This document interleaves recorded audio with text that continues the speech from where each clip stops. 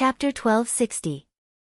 Tushi volunteered to fight not because he thought the 5-star army was easy to bully, but because he was so captivated by the 7-star crossbow that he forgot all the dangers.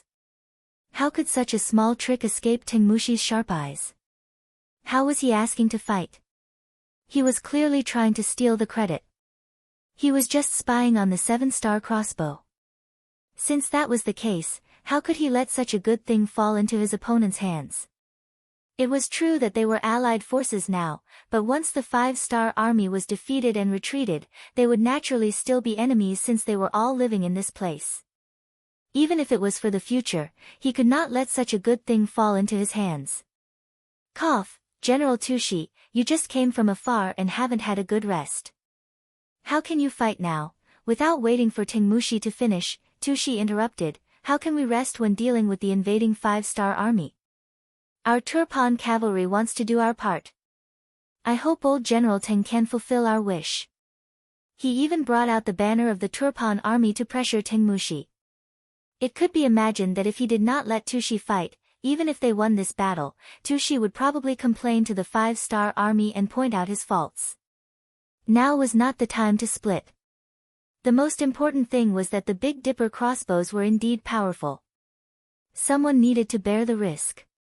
Seeing Tushi's firm attitude, Tengmushi hesitated for a moment before nodding. Fine.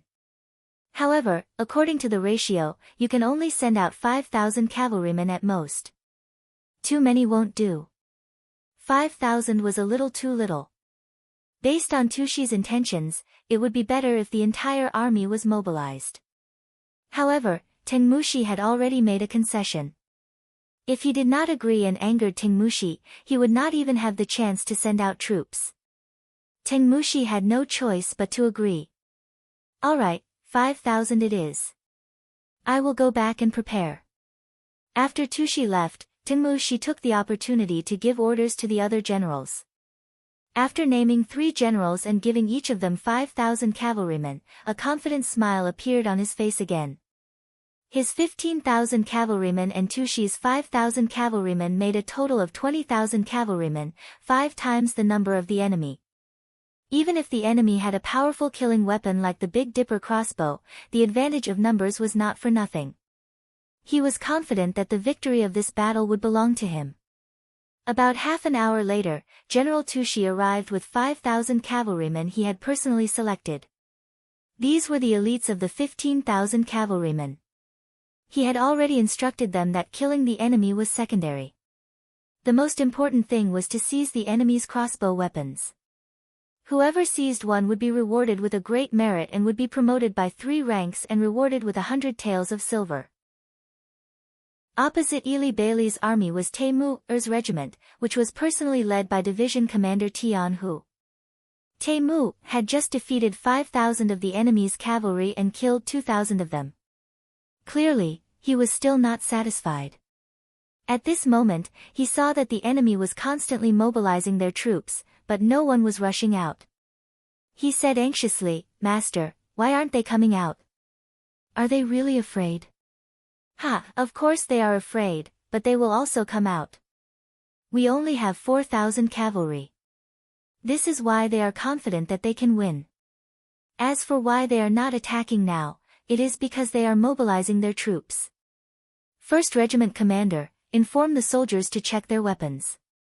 The battle is about to begin. Things were as Tian-Hu had guessed. After the 15,000 cavalry from Ibali and the 5,000 cavalry from Tulyafan had gathered, they opened the gates of the main camp and the 20,000 cavalry marched out. From afar, they looked very imposing. If it was any other army with only 4,000 cavalry, they would have been so scared that their legs would have turned to jelly. How could they still talk about fighting? However, when the same thing happened to the soldiers of Ibali's army, their eyes were wide open and filled with murderous intent. They were the strongest cavalry in the world.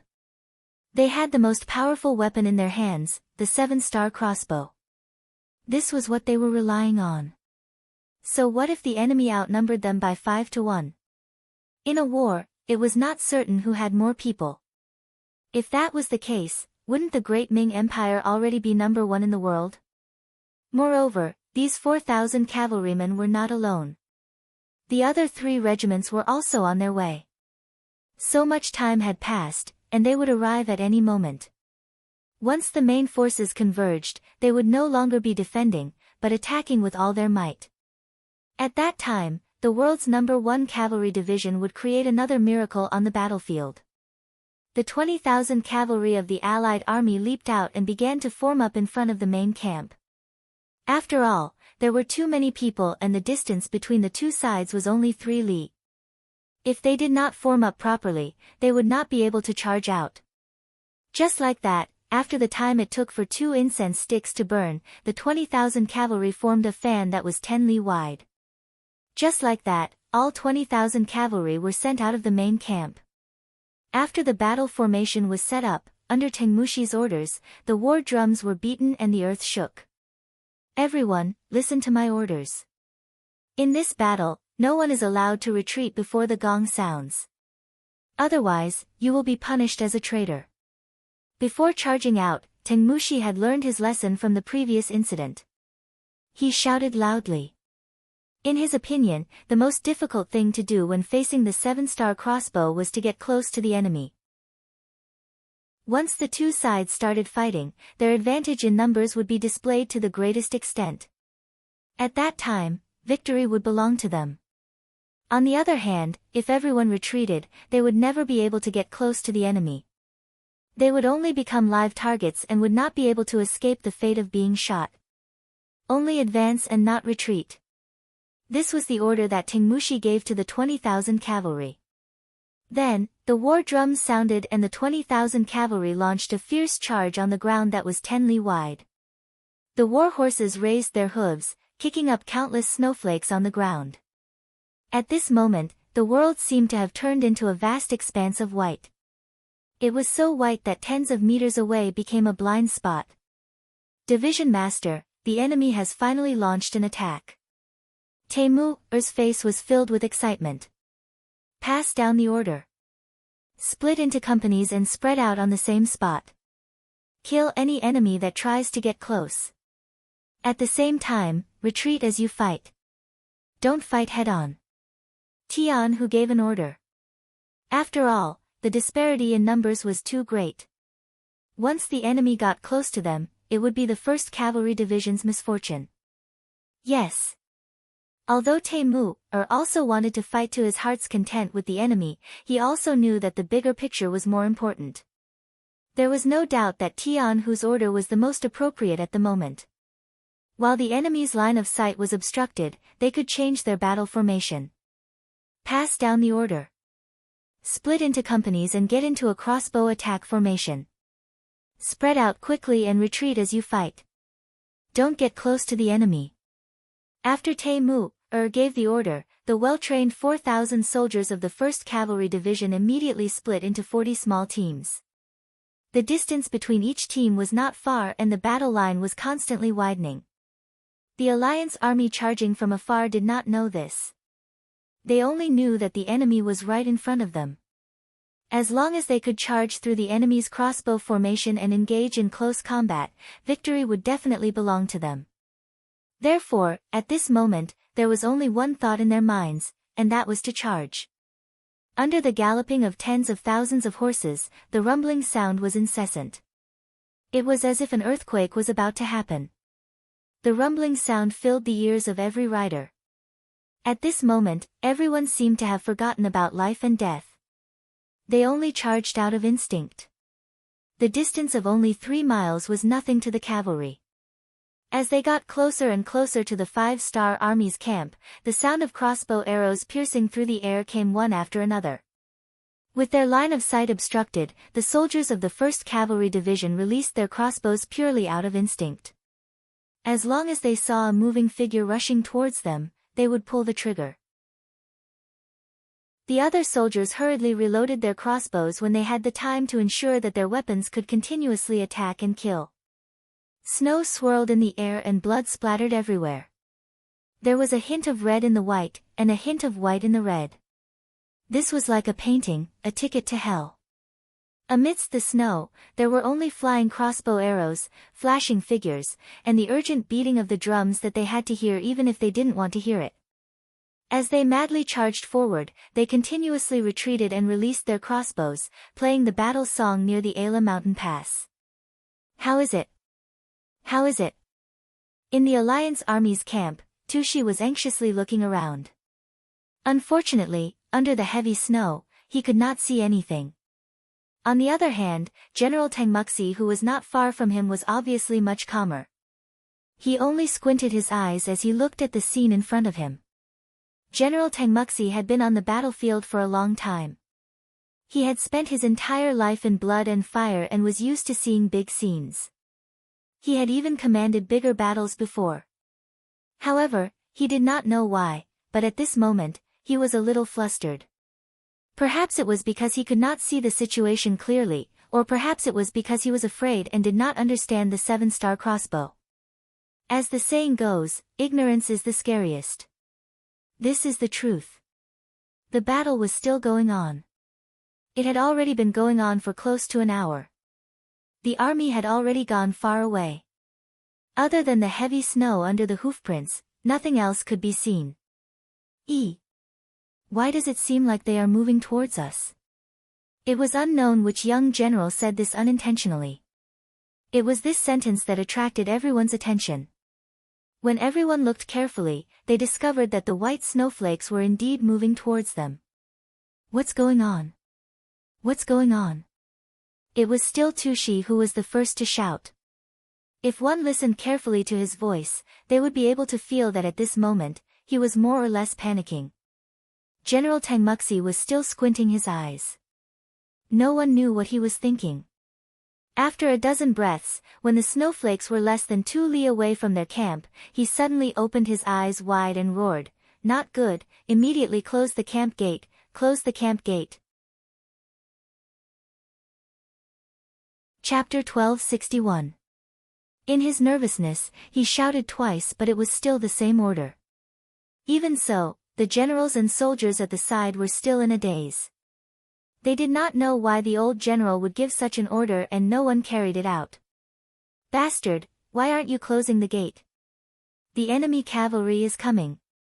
Seeing that no one was carrying out his orders, Tengmushi became truly angry. He shouted loudly once again. "Stop it! Stop it!" Not only that, Tengmushi personally rode his horse and rushed to the camp 100 meters away. He reached out his hand to close the wooden gate. As expected of an experienced general, Tengmushi's observation skills were extraordinary. Things were just as he said. The snowballs that were moving over were the main forces of the 1st Heaven Cavalry Division that were approaching from afar. Just a moment ago, the 1st, 2nd, and 3rd regiments had finished their respective battles and finally joined forces with the 5th regiment. After a series of crossbow bolts, the cavalry of the Ili army, which had been mostly wiped out by the 5th regiment, was finally defeated. Then, under the command of Division Commander Tian Hu, they charged in the direction of the Ili Cavalry Division's camp. Due to the heavy snowfall, all the soldiers were covered in a layer of white snow, which made it the best camouflage. Even though they were very close to each other, the enemy did not raise any vigilance. If Tengmushi had not been fighting for a lifetime and had a natural insight and judgment on the battlefield, he would not have been able to make such a judgment. Unfortunately, although he had seen through it, because of the lack of time, no one carried out his order. He might as well use his actions to prove everything. General Tengmushi was best at defense, and this camp was run by him like an iron bucket. Once the gate was closed, even if the world's #1 army wanted to enter, they would have to pay a heavy price. Tengmushi, who was using all his strength to push the wooden gate, suddenly froze when he heard this sound. Then, blood flowed out from the corner of his mouth. An arrow came from afar and hit him in the back. Although it was not fatal, it drained a lot of his strength and injured him. Old General. The scene of Tengmushi standing in front of the wooden door after being hit by the arrow was seen by many people. At this moment, everyone finally regained their senses and understood why the old general had given such an order. However, the best opportunity had already been missed, and it was too late to remedy it now. On the battlefield, any change could directly determine the outcome of the battle. Just like at this moment, when everyone was riding their horses towards the wooden door, a few more crossbow bolts flew through the air. When they were less than 120 steps away, almost all of the bolts hit their targets. Tengmushi's back was like a hedgehog that was pierced by the bolts. His body twitched and stopped several times. Protect the old general. Finally, a fast general and soldier reached Tengmushi's side. They wanted to reach out and pull out the arrow on his back, but they were stopped by Tengmushi, who seemed to have regained consciousness before his death. Don't worry about me. Hurry and retreat. We cannot fight the enemy. You have to think of a way to bring more soldiers back. After exhausting the last of his strength, Tengmushi breathed his last on the spot after saying those words. At this moment, the old general that he had painstakingly invited returned to the earth and was buried in the snow. With Tengmushi's death, the 1st Cavalry Division also rushed to the front of the large tent. Following that, a dense rain of crossbow bolts shot and killed about 300 cavalrymen on the spot, as well as more than 20 high-ranking generals. Watching this scene from 100 meters away, Tushi's expression changed drastically. In his panic, he kept shouting, hold on for me. After shouting these words, he turned and fled. He did not even care about the army and only brought a few dozen of his personal guards to escape from the back of the camp. Tushi was not the only one who fled. Some soldiers who reacted quickly also saw that the 1st Cavalry Division's cavalrymen had already rushed into the large tent. When they saw the sky full of crossbow bolts shooting from afar, and when they saw that the cavalrymen in front of them did not even have the chance to wave their swords before they were killed by the bolts, the entire camp was in chaos. With the death of their general, the morale of the army was completely destroyed. The remaining 35,000 cavalrymen of the Alliance army fled in all directions like stray dogs.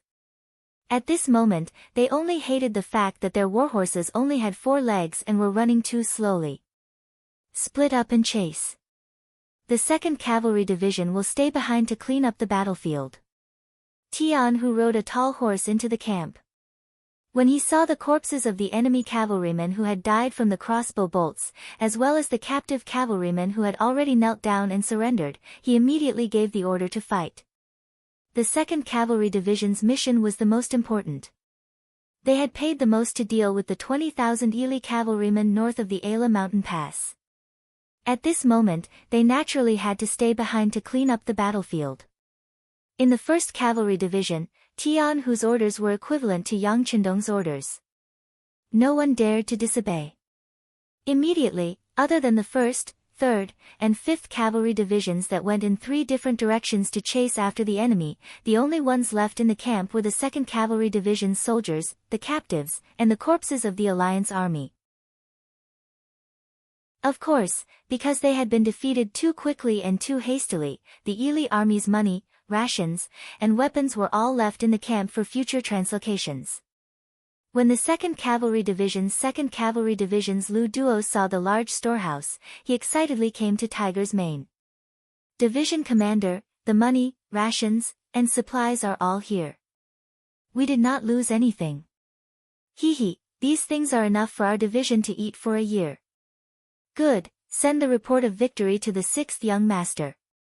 At the same time, ask for instructions on what to do with these spoils.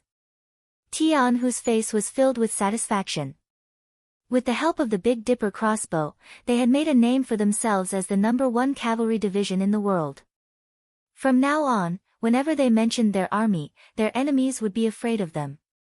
The heavy snow still showed no signs of stopping.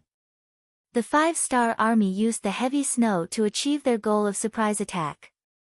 At the same time, many of the Alliance army's cavalrymen also used the heavy snow to escape. The heavy snow quickly covered the tracks of their fleeing horses, so the pursuit was not too smooth. Even so, when the final results were tallied, they still managed to kill more than 13,000 enemies and capture 40,000 enemies. This meant that out of the 95,000 enemies, not even half of them had escaped. Among them, more than 30,000 of the Ili army had escaped, more than 10,000 of the Turpan cavalry had escaped, and the rest were either stragglers or deserters whose whereabouts were unknown. When the telegram was sent to Yang Qindong, who was in the Turpan palace, he couldn't help but laugh. Not bad, Tian who didn't let me down, and the 1st Cavalry Division didn't let me down either. Reply, the 1st Cavalry Division has collectively achieved first-class merit. Order them to be on standby and wait for the rear army to take over. Yes. Beta Persei, who was standing at the side, excitedly replied, then turned around and strode away. Yang Qindong, who was left behind, looked in the direction of the tower outside the palace and muttered in his heart, "Bullshit 5-star army, I'm fighting the Alliance army." On the tower outside the city, the siege continued. It was personally led by Hikagen, who had his nose dug out by the 5-star army. It seemed that he wanted to take revenge for the humiliation of that day. Under his organization, the momentum of the siege was very fierce. Often, when a 1,000-man team was beaten back, another 1,000-man team would take their place and charge forward. They had been fighting for half a month, and the 10,000 infantrymen in his hands had been used up. Now, the ones charging were the 5-star army, which had changed from cavalry to infantry. It seemed that everyone knew what it meant to take down Turpan city. Each country took out 5,000 soldiers, who had changed from cavalry to infantry, and handed them over to Hikagen to command. This made the siege even more fierce. Not only that, Yeshen also used all the cannons he had obtained over the years, either by robbing or buying. They gathered them together and attacked the West Tower fiercely, as if they wanted to destroy the city. The Baiming army's cannons were naturally not as powerful as Yang Qindong's cannons, but their power was not to be underestimated. The bombardment that had been going on since yesterday had indeed caused a lot of pressure and damage to the defense of Turpan city. When Beta Persei heard the sound of the cannons, he personally went to the tower. After seeing that many of the walls had been blown open, his face was full of worry. This won't do. If this goes on, it's only a matter of time before the city falls. For the sake of the young master's safety, I have to force it. Beta Persei, who had gone down the tower, had already made up his mind. He must take Yang Qindong away from here. He believed that with nearly 20,000 Mongolian cavalry and 2,000 strong black cavalry, if they suddenly attacked at this time, there was still a high chance that they could escape. As long as the young master was fine, even if they lost Turpan city, what was the big deal? Beta Persei, who had made up his mind, first went to find General Song and the Black Cavalry's 1st Brigade leader Qiu Vi and 2nd Brigade leader Dao Shao. The 4 of them quickly came to a consensus and then went to the palace. When they arrived at the palace, they could not find Yang Qindong.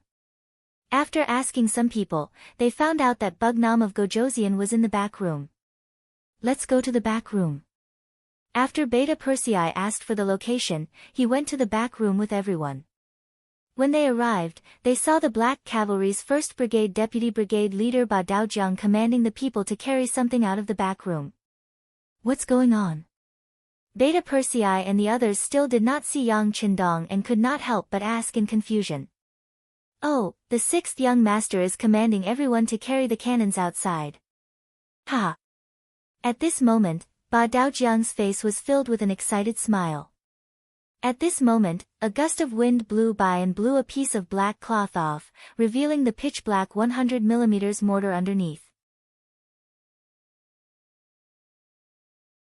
Chapter 1262. Artillery, it's a 100 mm mortar. As the 2 captains of the Black Cavalry, Qiu Vi and Dao Shao were naturally very familiar with such things. Beta Persei, the 6th young master is calling for you. Peng Yu, the captain of the 1st squad, walked through the Black Cavalry and arrived in front of Beta Persei with a trace of respect on his face. At this moment, Beta Persei was also confused. He didn't remember when there were any artillery in this warehouse, but these things really did appear. What's going on? With extreme puzzlement, Beta Persei followed behind Peng Yu and walked into the warehouse. Behind him, Qiu Vi, Dao Shao, Na Ri Song and the others couldn't help but shake their heads. Second brother, what are you doing? We also have artillery, many times more advanced than the enemy. What are you nervous about? That's right, that's right. Come on, let's continue to defend the city and wait for the artillery to be ready. Let's give the enemy a good look, ha ha ha. The three officers with the rank of senior colonel laughed and left without waiting for Beta Persei to return. At this time, in the warehouse, Beta Persei was listening to Yang Qindong's teachings. Not bad, Beta Persei. This time, you and Yang Si are well prepared. You knew to bring some artillery to the city in advance. Although there are only 2, the number of shells is really enough. You guys have done a good job. When Yang Qindong saw Beta Persei appear with a confused look, he didn't wait for the other party to speak and spoke first. After saying this, Yang Qindong still didn't give Beta Persei a chance to ask questions and continued, with these 2 100mm mortars, it shouldn't be a problem to deal with the artillery outside the city. Well, I know you really want to shoot the artillery, so I'll leave this task to you. You don't have any other questions, do you? This so-called other question naturally referred to why the cannons appeared here. Beta Persei had been by Yang Qindong's side for the longest time. He didn't learn anything else, but he had picked up some intelligence. He immediately understood the meaning behind Zhang Heng's words. Although he was also very puzzled as to how these cannons appeared here, he couldn't stop the excitement of wanting to shoot them. He immediately nodded and agreed. Young master, these 2 cannons were indeed transported all the way here after I contacted Yang Si. It's just that I forgot about it because of the urgency of the war. Please punish me. No man is a saint. How can there be no mistakes? Alright, I forgive you. Go and fiddle with your cannons. Remember, don't waste a single shell. Knowing that Beta Persei understood the meaning of his words, Yang Qindong chuckled and waved his hand. Beta Persei left excitedly. To him, it didn't matter how the cannons appeared here. Speaking of which, how many miracles did the 6th young master bring to him? What he was more excited and looking forward to now was the opportunity to shoot the artillery. As soon as the sound of the artillery was heard, the enemy would be dizzy. Seeing Beta Persei leave excitedly, Yang Qindong let out a sigh of relief. He had no choice but to take out 2 100mm mortars from the large warehouse. Otherwise, it would be impossible for them to defend Tuifan City. Fortunately, Beta Persei was not an outsider. Although he would have some guesses after doing this, he would never speak carelessly. Yang Qindong was still confident about this. Otherwise, he wouldn't have kept this person by his side for so long. With Beta Persei standing up for him, no one would doubt the origin of these cannons. He could also breathe a sigh of relief and return to the palace to take care of the formation. As for whether the appearance of the 100mm mortars would reverse the situation, Yang Qindong was not worried at all. If he couldn't defend Turpan City even after taking out such a trump card, he might as well stop the expansion and immediately return to Qiqian City to retire. Outside Turpan City, the scene of artillery fire was still raging. When they saw pieces of the city wall peeling off as the cannons fired, the generals of the Five-Nation Coalition laughed heartily. Originally, it should have been easy to take down Turpan City, which was only guarded by 20,000 cavalry. They had the advantage of military strength, plus the people in the city knew that they were coming, so they should have responded. Under internal and external troubles, Kagan gave him 3 days at the earliest. He was confident that he would be able to take down Turpan City in 3 days at the latest. But when it came to fighting, it was completely different. At some point, many young men in civilian clothes suddenly appeared on the city gate tower. They actually raised pillows, pushed boulders, and splashed kerosene to counterattack. At first, Kagan wanted to stop the attack. He thought that the people were forced to do so by the 5-star army. He shouted loudly, telling the people not to listen to the 5-star army. He even urged them to open the city gate from the inside and let them in. However, such shouts were quickly suppressed by the bows and arrows of the Mongolian soldiers led by Narisong. If it wasn't for the distance, one of the arrows could have hit Kagan. This angered the other party. Kagan loudly shouted that these people were fools. He also said that once the city was breached, he would teach these people a lesson for helping the 5-star army defend the city. This was like poking a hornet's nest. Originally, the people only worked for the sake of money, but now they had no choice but to fight for themselves. Perhaps after the city tower was breached, the people who helped to defend the city might not be exterminated. However, there was one thing that could not be changed, and that was that the money they had received would be taken back. How could they give back what they had received? Just based on this, the benefits of these people were completely tied to the 5-star army. At this moment, they had no other choice. They could only fight to the death. When they saw the enemy's cannons continuously bombarding the city gate tower, the destruction was extremely great. The skin of the city walls was peeling off, and a hole was about to be blasted open. Many of the people defending the city became nervous. Right now, they were just like the 5-star army. In fact, they were even more anxious than the 5-star army.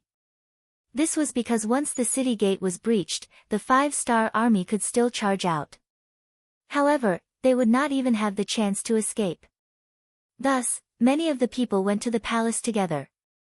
They were prepared to petition Bugnam of Gojoseon and ask him to protect the city.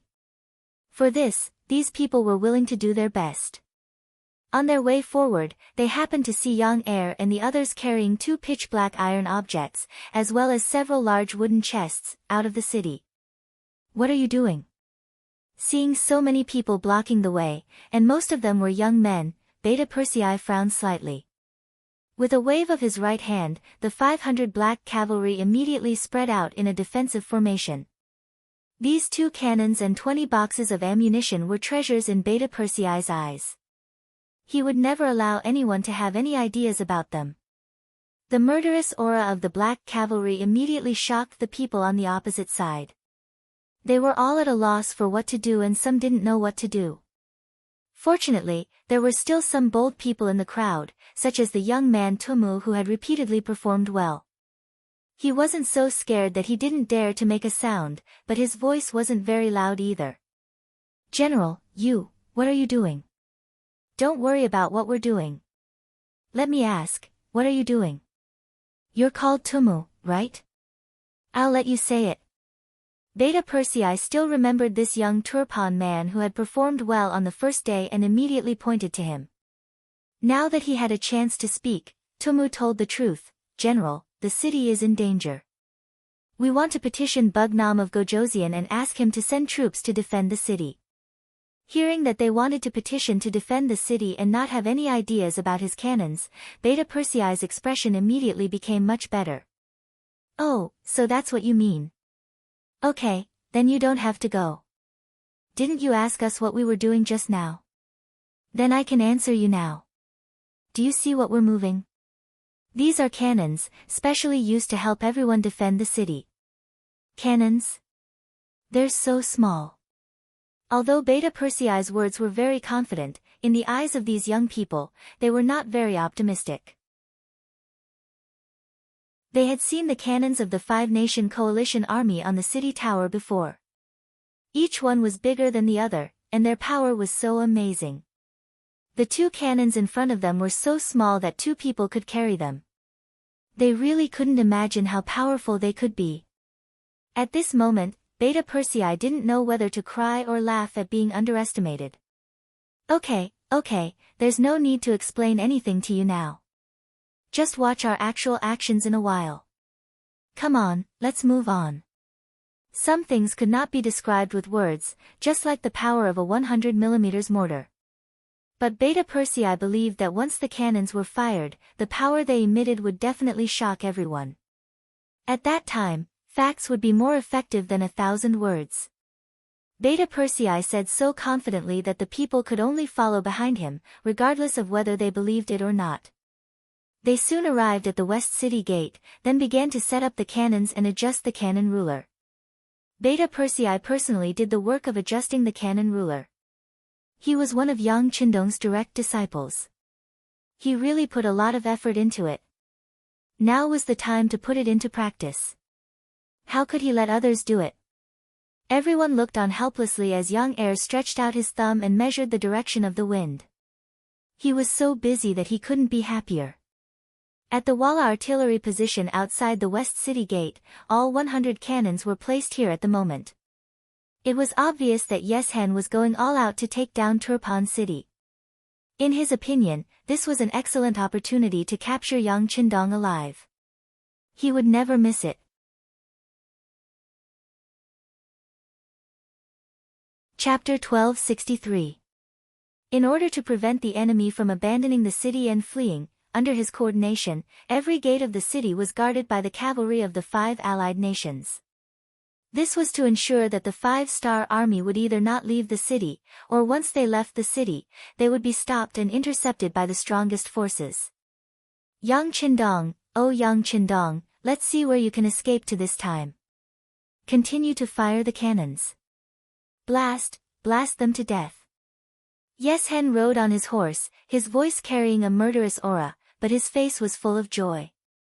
It was obvious that he was very satisfied with the current situation. Just like how Yang Qindong was sent to rescue the 1st Cavalry Division at the Ayla Mountain Pass, Yeshen's move of sending his 100,000 troops was not just to defeat the 5-star army. Can't he see that Yang Qindong is dividing the combat power of the 5-star army? But he did it anyway, so that he could surround Turpan and give himself a chance to take the head of the general in the midst of an army of 10,000. Now that the opportunity was about to present itself, how could he not be excited? How could he not be excited? How could he not be happy? The cannons were still firing. Due to some quality issues, more than 10 of the 100 cannons had been turned into duds, and a dozen more were about to come to an end. However, he didn't care about these things. All he wanted was to take down Turpan City and kill Yang Qindong. Of course, it would be best if he could capture him alive. He could probably exchange this person for a lot of good things that he wanted. At that time, without the 5-star army holding him back, he would be invincible on the grasslands once again.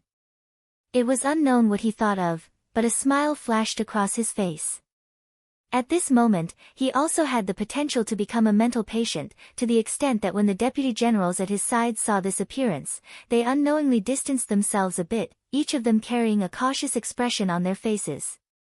Inside the city, after a series of operations, Yang Heir was ready to fire the cannons. He chuckled and waved at the Black Knight Dragon guards not far away. Come on, bring me a box of cannonballs. These were the treasures of the 5-star army. Due to the lack of technology and raw materials, the production of cannonballs had always been extremely complicated. It was already considered good if 2 or 3 out of 10 cannonballs were up to standard. There might even be some duds, which was something that couldn't be bought with money. This was also one of the main reasons why the 5-star army had to increase the number of cavalry units. Once cannonballs could be used freely one day, it would be much easier for them to fight battles. There were 6 cannonballs in one box, a total of 10 boxes. Looking at the golden cannonballs, Beta Persei had a dazed look on his face. Brothers, it's up to you. Don't let them be duds. Of course, Beta Persei did not know that these were all taken out by Yang Qindong from the big warehouse. There was no problem with their quality, and it was even more impossible for them to be duds. Fire! Under Beta Persei's shout, the cannonball was loaded into the barrel. Then, with a long whistle, a seemingly invisible flame rushed out of the barrel and shot towards the Walla army's artillery positions outside the city. Compared to the beaming red barbarian cannons that could only hit 200 to 300 meters away, the mortar cannons had a range that could kill the enemy in minutes. It was like a knife versus a pair of scissors. They were not on the same level at all. The Walla artillery positions outside the city were surrounded by majestic Walla cavalry. Considering the power of the cannons and the threat they posed to Turpan's towers, Yeshen ordered more than once that they had to be on high alert. They had to be constantly on guard against the 5-star army's cavalry rushing out. Once this place was destroyed, they would lose a very important trump card. Therefore, those who were assigned to stand guard here were all elite veterans with eagle eyes, the strength of a bear, and the morale of a tiger. But even if they were powerful cavalry, in the face of the cannons falling from the sky, they had no effect at all. The so-called defense was just like paper. When the cannonball fell, they didn't even have time to react or dodge. Because no one thought that there would be cannons in Turpan, and they didn't even know how much more advanced they had. Whoosh, boom. The cannonball fell from the sky and accurately landed in the center of the red barbarian cannons. With a deafening sound, the cannons at the landing point were immediately sent flying into the air. When they fell to the ground, they had already become a pile of scrap metal. The explosion quickly formed a large pothole. The snow on the ground, the stones on the ground, and the soil on the ground were also lifted up, flying in all directions and exploding. Some of the Walla cavalry that were closer were also unlucky and fell to the ground. They were blown away by the shockwave. A rumbling sound echoed in his ears and woke up Yeshen, who was still dreaming. His hands trembled and he almost fell off his horse. After he finally calmed himself down, he asked anxiously, "What's going on? Did the cannons explode?" In the past, there were red barbarian cannons. Because of the quality of the cannons, they suddenly exploded and injured a few cavalry. So he instinctively thought in this direction. Leader, it wasn't an explosion. The cannons fired by the 5-star army landed in the center of the red barbarian cannons. We lost 6 cannons in an instant. A general in charge of the safety of the cannons ran in front of Yeshen with a bitter face. His duty was to protect the safety of the cannons, but he could only defend against the cannons on the ground. His main duty was to prevent the 5-star army cavalry from charging out of the city. He didn't expect to be able to defend against the cannonballs falling from the sky. That was definitely not the area they could defend against. Looking at the general's crying face, Yeshen asked in shock, "What? You said the 5-star army also has cannons? How is that possible?" Yeshen instinctively shouted this sentence. In his opinion, if the 5-star army really had cannons, they would have used them a long time ago. Why would they wait until now?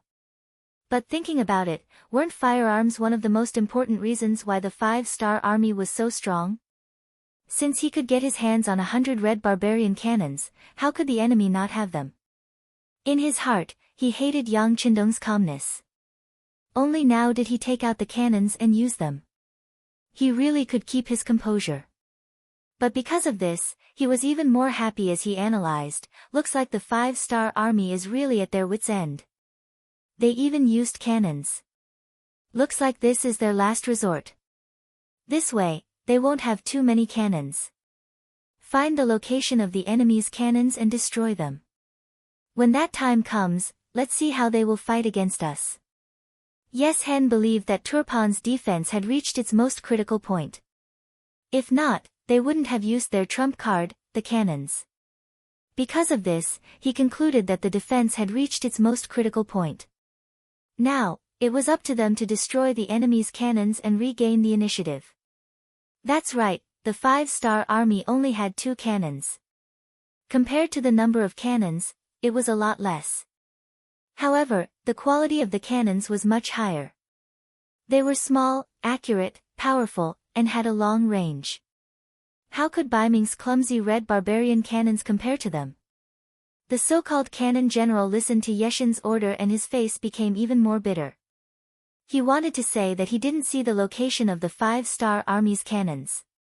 He only heard the sound and his cannons were seriously damaged. He didn't even see the enemy's shadow at all. But he didn't dare to say these words because he found that Yeshen was already in a rage.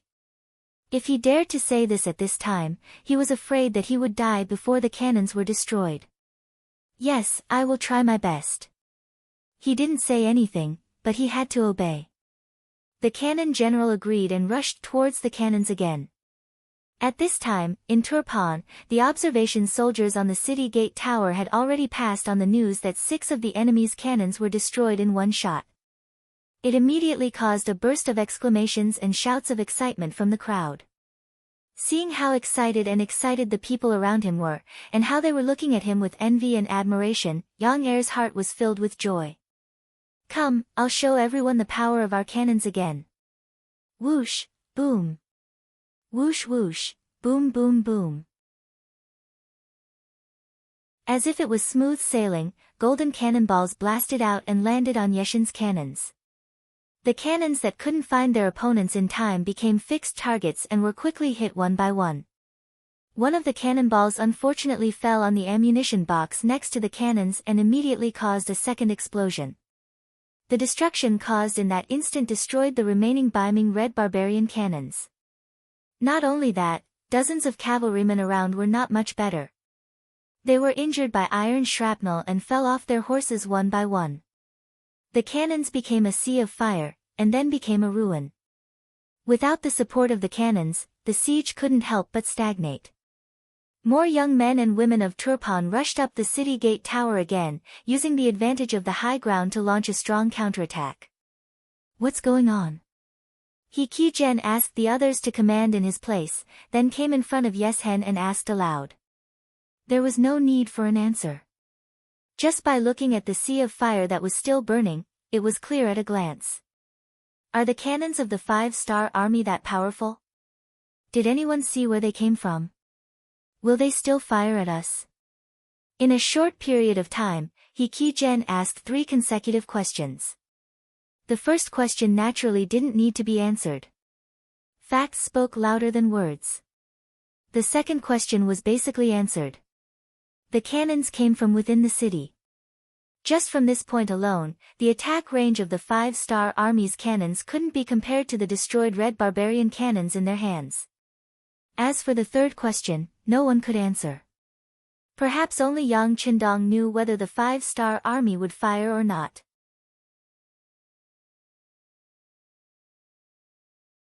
Chapter 1264.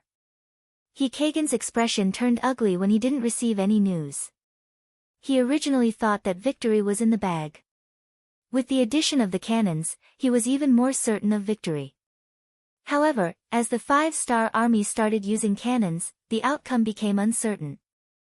Why don't we retreat first? This Turpan city is a tough nut to crack. Why don't we find a chance to fight them on the plains? After a short moment of silence, Kazakhstan's Kale tentatively expressed his opinion. He had already received information that an elite force of the 5-star army was approaching Turpan city. At the same time, the battle at the Ayla mountain pass that was previously agreed upon did not seem to be going well. This made him realize how strong the enemy was. No wonder they needed the 5-star army to fight. Of course, if Kale knew that the so-called battle was already in name only. Apart from the 100,000 Walla army that could still hold on, the other 3 armies had already been defeated, he probably wouldn't have asked this tentatively. Instead, he would have made this suggestion without hesitation. After all, they had worked so hard for so long. Moreover, after the bombardment of Turpan city, there were indeed some areas that were in danger of collapsing. It would be a pity to give up now. In the end, He Kagan, who had an extreme personality, or perhaps it was more accurate to say that he hated the 5-star army to the bone, made the final decision.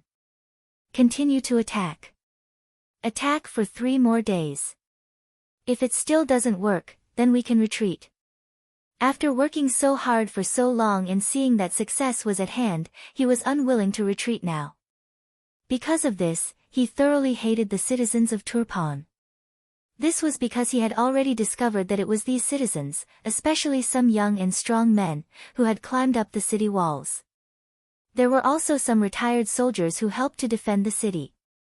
This was why his attack was stopped and he couldn't succeed. This was the benefit of Yang Qindong using money to buy people. If it was said that in the beginning, they were working for the 5-star army for money, then now it was for themselves. These days, whether it was those who died in battle, those who were injured, or those who were still defending the city, they had saved up a large amount of silver. Even if it was just for this money, they had to defend Turpan city well and not let the 5 allied armies come in and snatch the fruits of their victory. At this moment, in Turpan city, a group of people were cheering loudly, all of them revealing radiant and sincere smiles. Originally, they were worried that the Walla army's cannons would pose a threat to them, but when the five-star army took out their cannons, they finally witnessed the power of cannons. They were more confident in defending the city, and naturally, they were more confident in protecting their own property. Seeing how powerful the cannons of the five-star army were, many citizens couldn't help but suggest excitedly, "Why don't we fire these cannons into the enemy's camp? That way, we won't have to do anything and the city will be completely defended, right?" No. Hearing that someone was thinking about the cannons, Beta Persei immediately gave a decisive refusal. For him, these cannonballs were like the roots of his life. Although shooting them out now could cause chaos in the 5 countries' coalition forces and solve the crisis of the city being besieged, this was not the young master's intention. In his opinion, it should not be the right time. Since Yang Qindong didn't have this intention, how could Beta Persei make a decision on his own? Everything was still waiting for the order to be given. As the saying goes, good steel should be used on the blade. The cannons finally stopped firing. Yes Hen wanted to use the cannons because they were all blown up, so he couldn't use them anymore. The five-star army deliberately held back. Yes Hen and the others didn't know about this. After watching the cannons being razed to the ground, he led the cavalry out of the camp and stood scattered outside the city. Because he wasn't sure if the other side would bombard the barracks. If so, how could they fight this battle if they couldn't even see the shadow of the enemy's cannons? Yes Hen was even ready to retreat at any time. But after waiting for more than an hour, he didn't hear the sound of cannons. His originally fearful face slowly calmed down.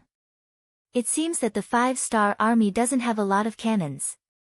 Hee, that's good, there's a possibility to continue fighting.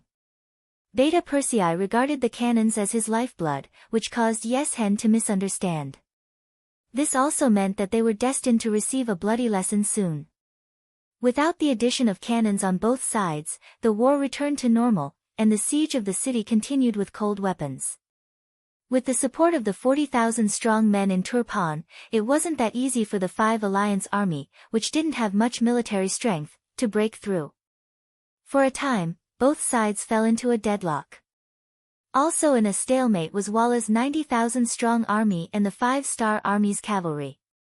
Bo Mu brought 70,000 troops and logistics to the vanguard camp. After meeting up with them, he knew everything that had happened.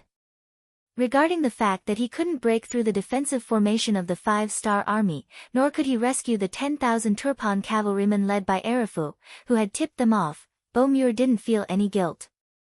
This wasn't part of the battle plan, and he had no obligation to save them. On the contrary, Bo Mu was distressed by the loss of 6,500 cavalry in the first battle. The original Vala army was very powerful, and even the great Khan Tuachuo Buhua had fallen under their blades. But ever since Yang Qindong suddenly appeared and the five-star army entered the grasslands, the situation immediately changed. The Walla army lost every battle they fought, and their losses were reduced. Now that they didn't even have a place to stand, wanting to replenish their manpower became an extremely extravagant matter. This was why every single fighting force in the camp was so precious. Meanwhile, just a single attack actually cost them 6,500 cavalry. This was truly something Bo Mu didn't expect, and it also made him understand even more clearly how terrifying the five-star army was. Even though he had 90,000 cavalry in his hands, according to the information from the scouts, the five-star army didn't even have 50,000 men. With the advantage in numbers, he had confidence in beating back the five-star army in a frontal battle. However, the consequences of doing so would undoubtedly be great. The best result would be a heavy blow to the five-star army's cavalry, making the other side lose 50,000 men. Compared to the disastrous losses he would suffer in the end, this kind of result was clearly not what Bo Mu wanted to see. In comparison, the five-star army was clearly much more valiant. They had an extremely stable rear, and an extremely stable source of recruits.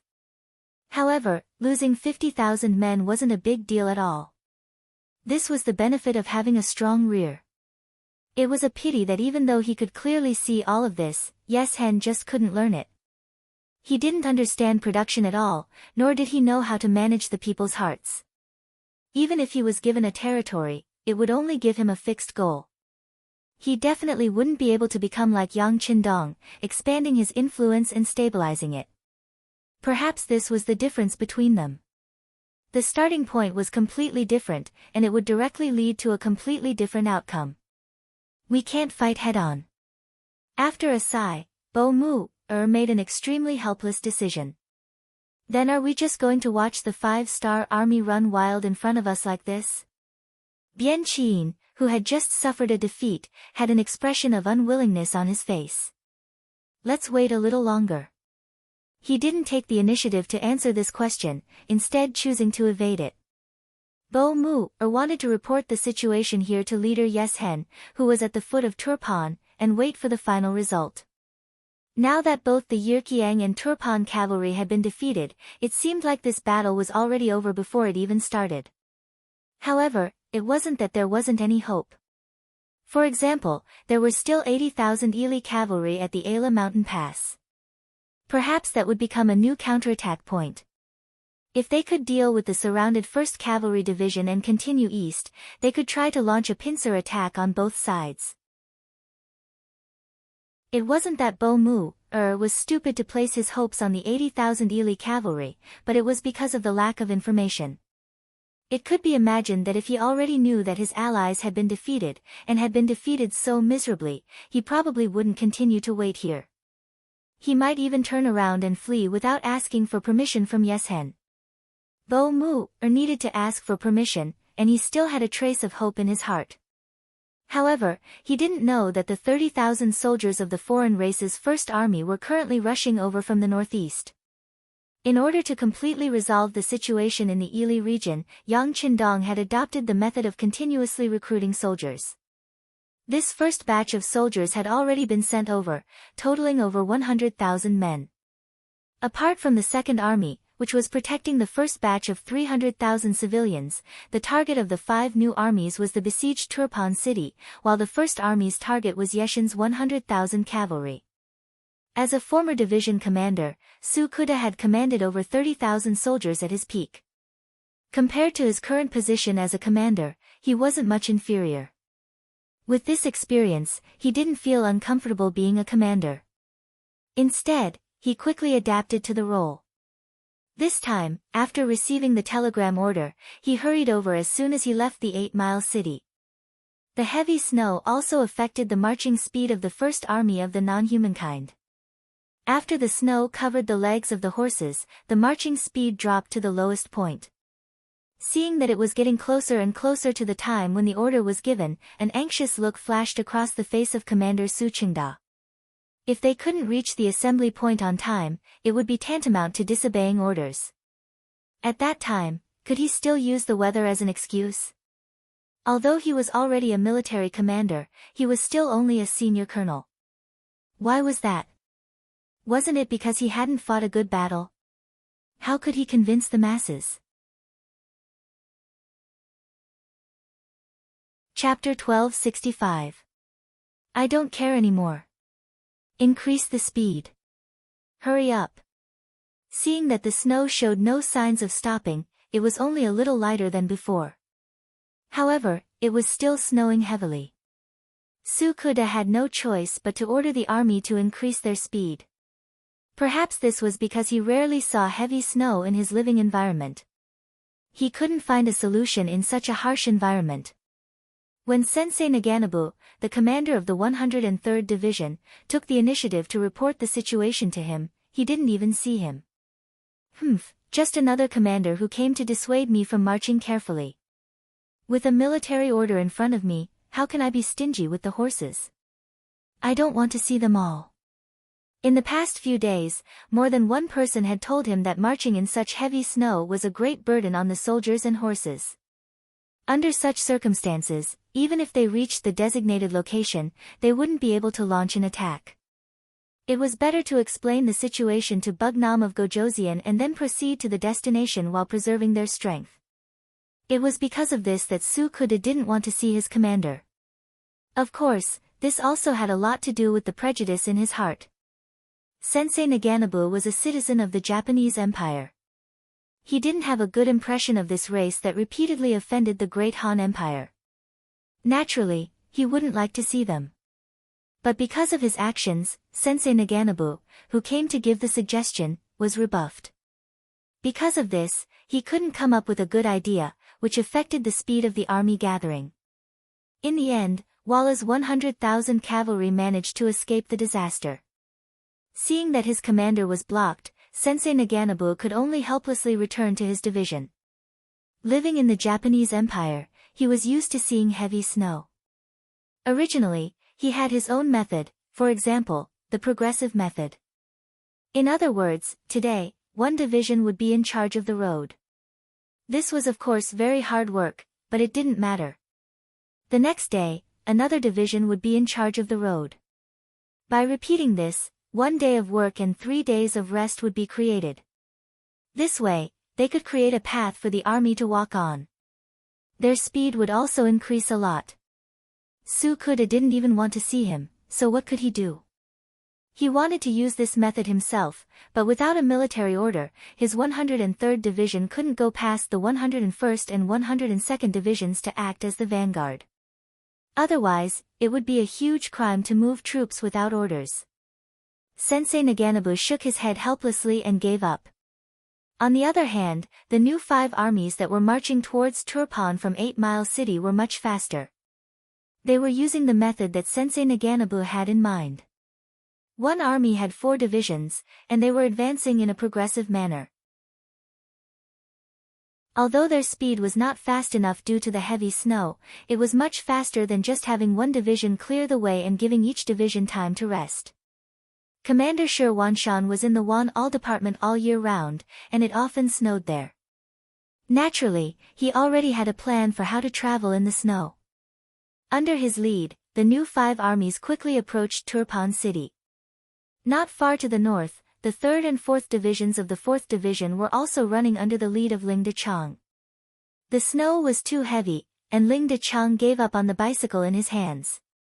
After leaving a company to guard the area, he led the rest of the cold vanguard warriors to advance on foot.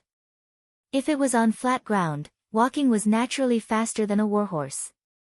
However, under the heavy snow, it was a completely different story.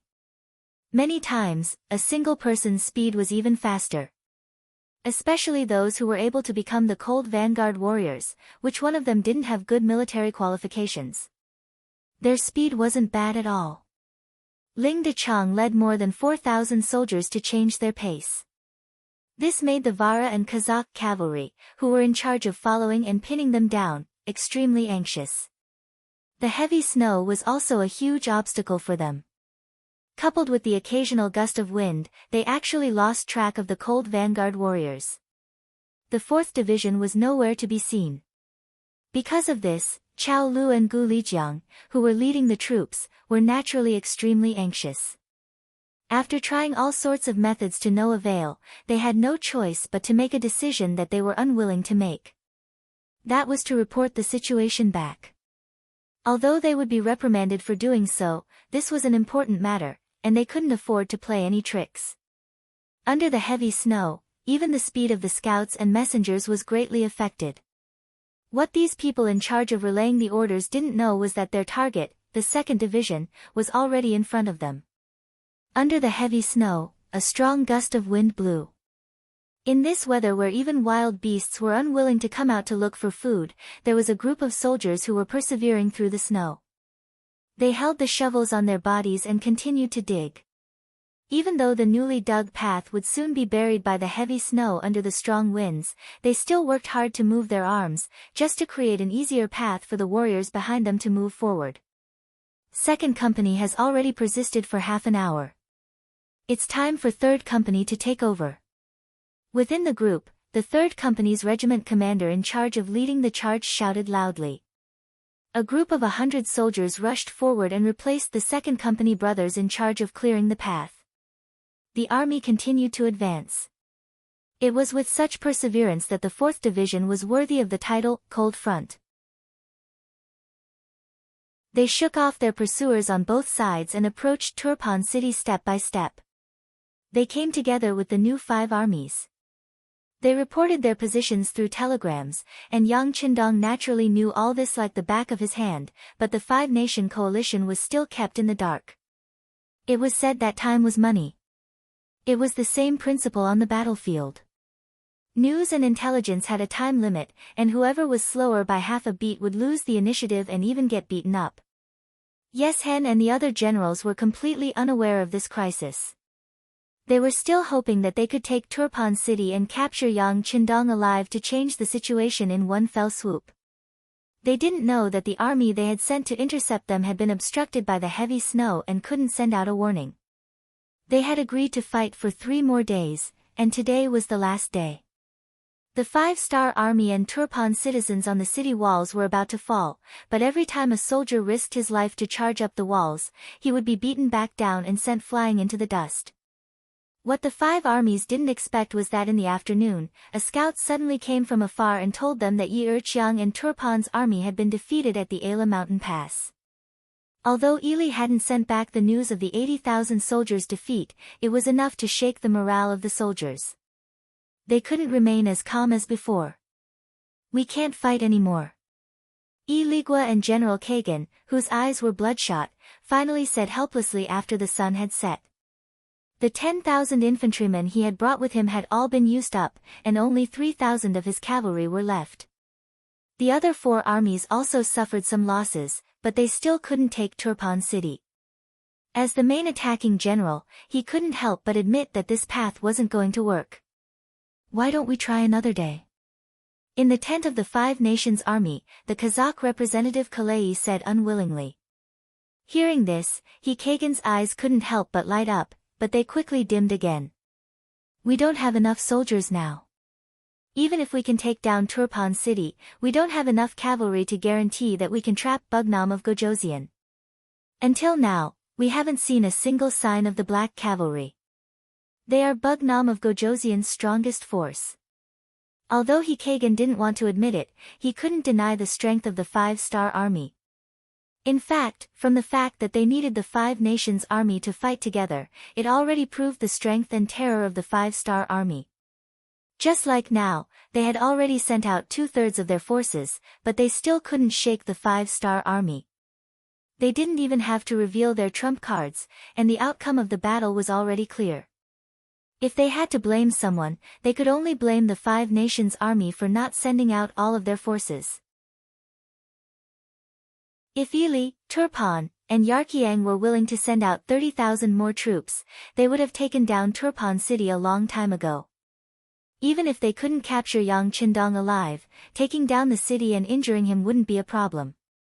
When people work together, Mount Tai will move. However, as an army, this sentence was like a joke. No one dared to hope that they could work together. Kagan pointed out their shortcomings, and the other representatives could only lower their heads in silence.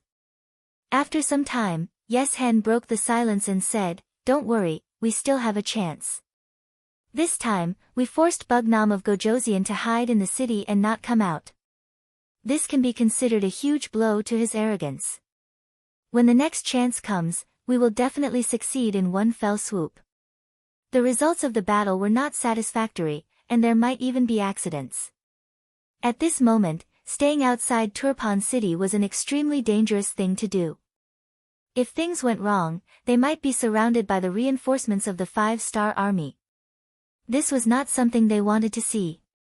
In such a situation, retreating in time was a wise decision. Their leader's words also signified the end of the encirclement of Turpan. The next step was to retreat. After a good night's rest, they would leave this troublesome place early in the morning and regroup. Soon, the tent was empty, and all the generals were preparing to retreat early in the morning. However, they didn't know that the real darkness was about to descend. In their eyes, their biggest opponent, Bugnam of Gojoseon, had already decided to launch an all-out attack tonight. When Yang Qindong made this decision, he received a telegram from the new 5-star army and the 4th Lu Division.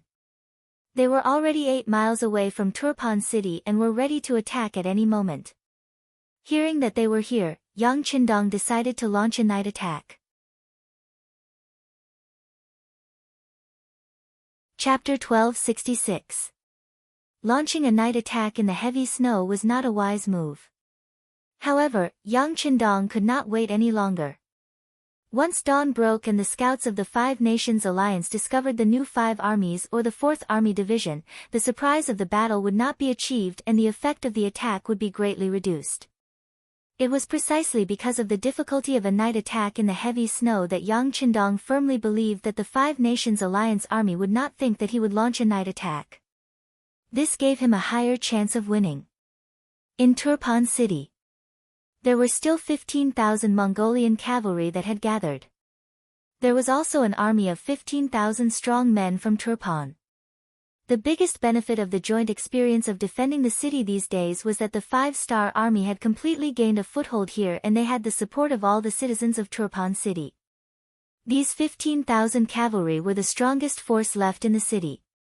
They would launch a surprise attack with Yang Qindong and join forces with the other 2 5-star army units that had rushed over from outside the city to achieve the goal of attacking from both inside and outside. In the beginning city, Yang Qindong, dressed in a golden battle robe, was riding on a white dragon warhorse and inspecting the army.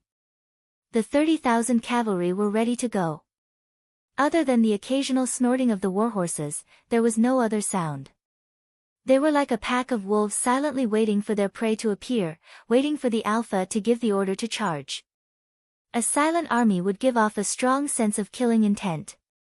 At this moment, even Yang Qindong was shocked by the performance of these soldiers. After nearly 20 days of defending the city, those who were able to survive until now were undoubtedly much more confident in their character and skills. These people had also grown into real soldiers. Young master, it's almost time. Beta Persei, who was at the side, was wearing a white cloak and gave off a domineering feeling. He came to Yang Qindong's side and reminded him softly. Okay, you go. Yang Qindong nodded silently. Following his action, Beta Persei quickly left and came to the front of the 2 pitch-black mortars in front of the army. He urged the soldiers to open the wooden boxes and take out the shells. Everyone, according to the previous battle plan, gather in front of the city gate. The bombardment will begin in 20 minutes, and after 30 minutes, the entire army will attack. Yang Qindong's voice came out of his mouth, and with the help of the wind, it spread throughout the entire square. After receiving the order, the 30,000-strong army dispersed in all directions and moved towards their respective assembly points in an orderly manner. Looking at everyone's orderly appearance, the captain of the Black Cavalry Brigade, Qiu V, couldn't help but exclaim, "These 30,000 cavalry soldiers are already qualified soldiers, they will definitely play a greater role on the battlefield in the future." Yang Qindong naturally heard this sentence, and a smug smile appeared on his face. Who would have thought that after more than 10 days of defending the city, he would have an additional cavalry of the Mongol alliance in his hands? He had already thought about it. When he returned, he would also integrate the cavalry of Turpan into the Mongol alliance. At that time, he would have another powerful force that he could use. The warhorses disappeared from the square one by one. Time passed by slowly. Finally, when the war watch's needle reached 20 minutes, Beta Persei shouted the horn to start the counterattack. Fire! Boom! Boom! Boom! The 2 100mm mortars immediately let out a deep roar, and then a red light flashed in the silent night. Then there was a loud rumble that shook the earth, and the shells fell into the camp of the 5 countries that had already entered a state of rest. The sudden sound of the cannons instantly plunged several large tents into a sea of fire. Shouts, curses, reprimands, and cries for help could be heard incessantly. No one would have thought that killing intent would descend from the sky in the middle of the night. When the cannons fell one after another, there were still many soldiers of the 5 countries that didn't react. They were still staring at the sea of fire in front of them, as if they had fallen into a daze. The sound of the cannons was an order. 8 miles away from the camp, the new 5th Army and the 4th Army Division's 2 cold vanguard regiments immediately moved out, maintaining a constant speed as they approached Turpan. They already knew through the telegram that tonight would be a night of slaughter. Quick, everyone get up, I'm afraid the weather is about to change. Yes Hen didn't sleep very deeply, and this had a lot to do with his many years of marching and fighting. At this time, his slightly aged face became very serious, and he had a very bad feeling. Kagan, who had lost his nose, had already gotten up from the tent. At this moment, his face was gloomy, and his eyes flashed with the flames of anger. It was the 5-star army again. This was a huge rock that had been pressing down on him since the beginning of the battle. He really didn't know when he would be able to move it away. Kazakh General Kelai was in charge of the night watch, and his soldiers were the first to gather. At this moment, he looked at Turpan with a very resolute gaze, and said to the generals beside him, "Gather the troops, if there's nothing wrong, immediately retreat." This was the decision of a wise man, knowing that it was impossible but still doing it. This kind of thing basically wouldn't happen to them. If they couldn't win, then they would run. This was their way of survival. In the large tents belonging to the generals, each of them had different reactions, but it was undeniable that they all had one thing in common, and that was that their expressions were very serious. It was only 10 minutes of cannons, and it would be over very quickly. The number of soldiers that died in the explosion wasn't that many. What was needed was a kind of momentum, like the clouds of fire that appeared in the fire tent. This was the effect of the cannons. The drop in morale was the true power of the cannons. Open the city gates, kill. Yang Qindong gave the order to charge and kill from within the city. In an instant, the 4 city gates opened from the inside, and countless cavalry charged out with sabers in their hands. At the same time, the new 5-star army and the 4th Lu Division's Lin Feng brothers also arrived on the battlefield. The sounds of charging and the sound of gunfire rang out incessantly, and the true attack had begun. No one had expected that on this last night, the 5-star army would suddenly launch an all-out counterattack. This was a kind of coincidence, but for the 5-star army, it was an undeniable disaster. When the sounds of killing rang out from every direction, and under the moonlight and fire, one could see a large number of black figures charging over. The 5-star army's camp was completely thrown into chaos. The so-called Alliance army was originally unable to truly be of one heart and mind, and was as solid as a plate of iron. The sudden disaster really did live up to the old saying, when a disaster strikes, everyone flies away. The first to leave were the most well-prepared Kazakh cavalry. Under Kelai's lead, 50,000 cavalry rushed towards the southwest. When they left, they did not inform anyone. In Kelai's heart, this time, in the attack on Turpan city, which the 5-star army thought was a turtle in a jar, he had already lost 10,000 cavalry and had already fulfilled his duty. Right now, there were the figures of the 5-star army in all directions. Knowing that this battle was impossible to win, he naturally had nothing to say about leaving. The next to leave was Yeshen. The difference was that he did not head towards the southwest, which was the rear of the Ili region. Instead, he headed towards the northwest, which was the hinterland of the 5-star army. Of course, he was not looking for trouble. Instead, he was going to meet up with one of his 4 generals, Bo Muir. After roaming the grasslands for more than a decade, Yeshen deeply understood that the safest thing to do was to have military power in his hands. This was the same idea as the future where power came from the barrel of a gun. Kagan also escaped. Under the protection of his personal guards and a few Kiliarchs, he brought 1,000 soldiers and escaped. It was not that he did not want to bring more soldiers. After more than 10 days of sieging, he only had 3,000 soldiers left. In this battle, he had lost another 2,000.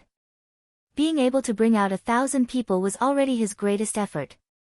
Apart from these 3 armies, the generals and soldiers sent out by Yirkiang and Turpan were a bit slower to react. However, they were only half a beat slower and were surrounded by the 5-star army from all directions. Some of them were even waiting for reinforcements from their allies. However, how could they know that no one told them to leave? It was just to let them stay and attract the firepower of the 5-star army. Now, it seemed that they had really become scapegoats. The situation was one-sided from the start. First, the cannons attacked from afar, disrupting the defensive arrangements of the 5 allied forces. Then, the cavalry swarmed in from all directions, crushing the morale of the allied forces to the lowest point. What followed was one encirclement battle after another. Under the unfavorable conditions of insufficient troops, low morale, the encirclement battle quickly ended before noon the next day. In this battle, 13,000 soldiers of the 5-star army were wiped out, and 30,000 prisoners were taken. In the end, the so-called surprise decapitation operation of the 5 allied forces ended in failure, with the loss of soldiers and a great loss of strength. When the news spread back to the various factions, they were shocked and immediately sent out envoys to Turpan city. They brought large amounts of gold, silver, and other valuables. It was obvious that they wanted to lower their heads and beg for peace. Yang Qindong did not have any intention of rejecting this. Although he never accepted peace and only accepted surrender, the weather was cold and snow was everywhere. This was very disadvantageous for the army. Taking this opportunity to reorganize the army, it was not impossible to fight again in the spring. Taking this opportunity to take some money and lower the other side's vigilance.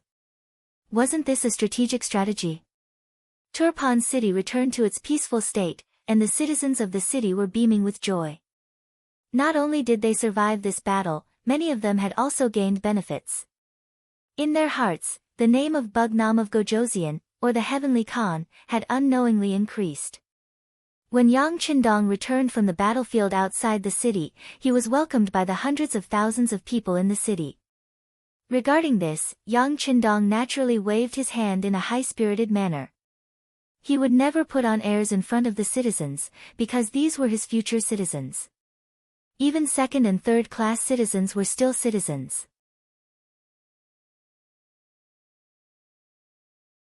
Chapter 1267. Young Master, this is the will of the people.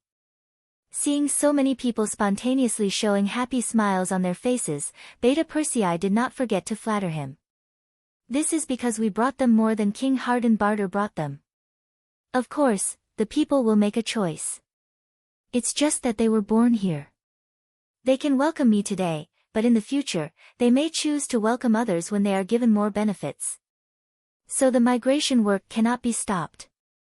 When the people of the provinces arrive, they will all be replaced.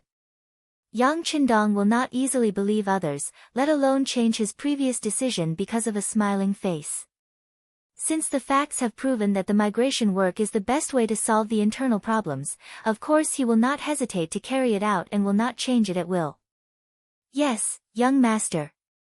Beta Persei quickly agreed.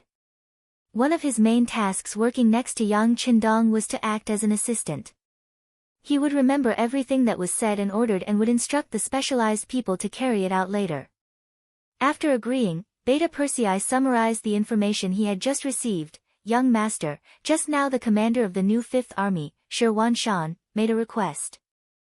There are 100,000 Walla cavalry in the northwest and 20,000 Walla cavalry in the northeast. He wants to try to chase them all the way. Young Master, please give the order.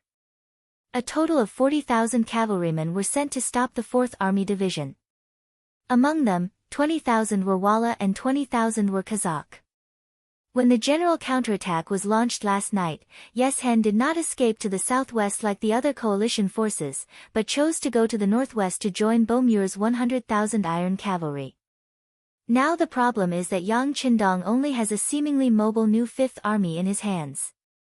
Their ability can only destroy one part of the enemy, so the choice must be decided by Yang Qindong. Is there a need to choose? Yang Qindong stopped and looked back at Beta Persei. Beta Persei, who didn't know what Yang Qindong meant, was a little confused, but since the young master asked, he still said tentatively, we should choose to pursue Yeshen. This is our old opponent. It's best to take this opportunity to get rid of him. Sigh. A soft sigh came from Yang Qindong's mouth. Thinking that his answer did not satisfy the young master, Beta Persei scratched the back of his head and said, then let's pursue the 40,000 cavalrymen. They are few in number and easy to deal with.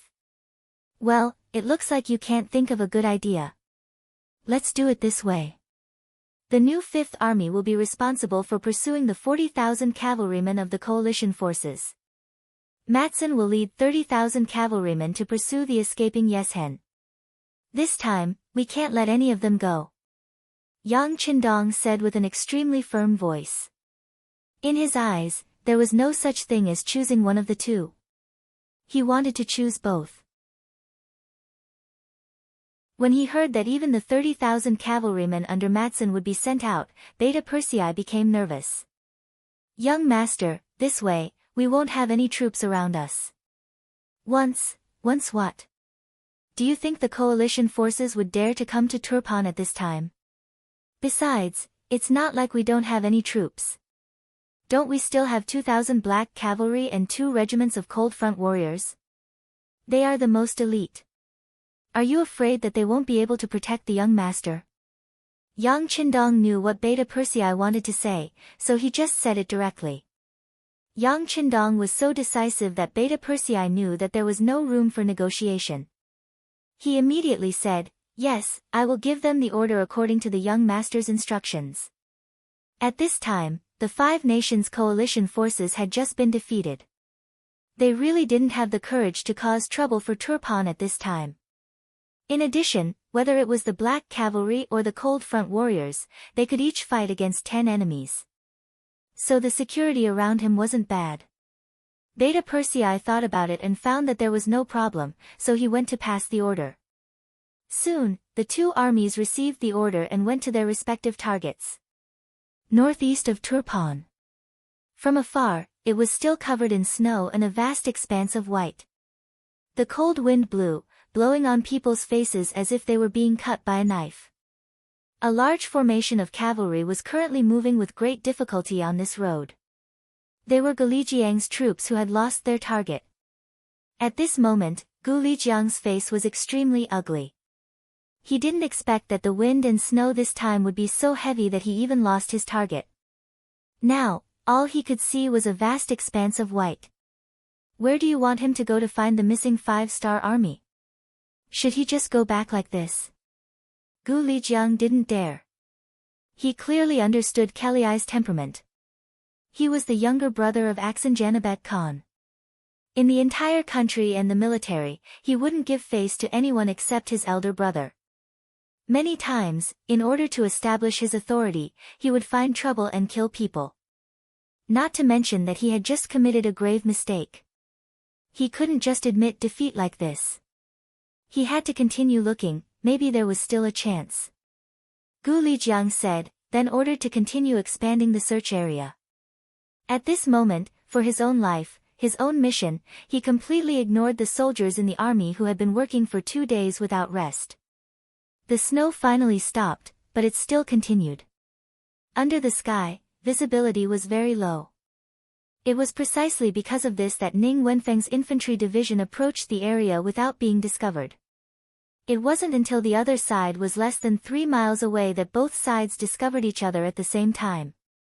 There's the 5-star army here. There's an enemy here. Almost at the same time, 2 loud shouts rang out, attracting everyone's attention and causing both sides to become excited. Ning Wenfeng was the commander of the infantry division. Although the number of soldiers under his command was the largest in the entire new 5-star army, he didn't have the help of warhorses, so he couldn't move fast enough. This was his biggest disadvantage. Fortunately, the wind and snow had been blowing recently, so the warhorses couldn't increase their speed. This gave the infantry an opportunity. This time, Ning Wenfeng wanted to be the first to find the enemy and obtain the first merit. For this reason, Ning Wenfeng issued a strict order to all the regimental commanders. That was, unless one of their brothers found the enemy, they absolutely couldn't retreat at will, let alone return empty-handed. Under his urging, the infantry advanced decisively and quickly, faintly leaving the other 3 cavalry divisions behind. This was the result of the snow. This was a once-in-a-lifetime opportunity. It seemed that the heavens hadn't finished favoring Ning Wenfeng. Not only did it allow them to be the fastest, it also allowed them to be the first to find the target. It was as if this shout attracted the attention of all 15,000 officers of the infantry division. At the same time, Gu Lijiang was also excited. He originally thought that the target had disappeared, but he didn't expect to see it in the end. We finally found it, ha ha ha. Gu Lijiang looked up to the sky and laughed, thanking the heavens. But if he knew that what he found wasn't the 2 regiments of the 4th Infantry Division, but a 15,000-strong infantry division of the 5-star Army, he wouldn't be able to smile now. Instead, he would be thinking of how to escape from this place. There weren't so many ifs in the world. Otherwise, there wouldn't be so many things happening. Then, when both sides charged forward with excitement, a great battle between cavalry and infantry began. Under the snow that was half a meter high, the advantage of cavalry couldn't be fully displayed. In the end, the Kazakh cavalry gave up on their warhorses and changed to fighting on foot. Adding on the fact that they hadn't rested for 2 days, their physical strength had dropped to the extreme. Just from this point of view, Gu Lijiang had already lost the initiative. Along the way, Bu Sishi's physical strength had also decreased, but compared to the Kazakh army, it was a lot better. In addition, Ning Wenfeng had promised before the battle that if they found the enemy and won the battle, he would reward them handsomely. This caused their morale to be very high.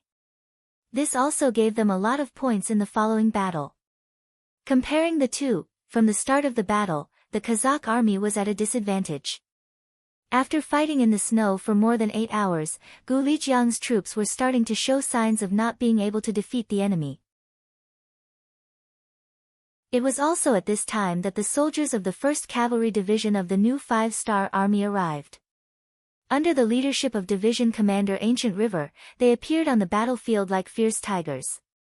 This was the last straw that broke the camel's back. The Kazakh cavalry's morale finally began to show signs of collapse. In ancient times, when 2 sides fought, it was a battle of morale. Regardless of which side had this point, it was very likely that they would win. Even if they had fewer troops, there were many examples of people who won with fewer troops. No matter which side, once the morale of the troops collapsed, no matter how many soldiers there were, they would only be a motley crew. In the end, they would only be defeated. The appearance of the 1st Cavalry Division had broken the morale of Gu Lijiang's troops. The soldiers under her had either fled or surrendered. There weren't many people who were still fighting the enemy. In the next 2 hours, the Kazakh army had been destroyed.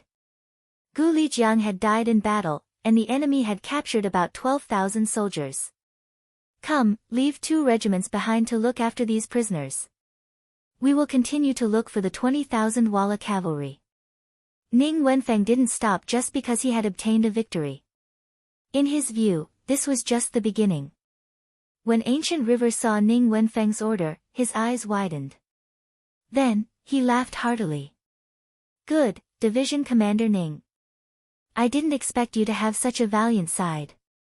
You weren't like this in the past. Ancient River was right.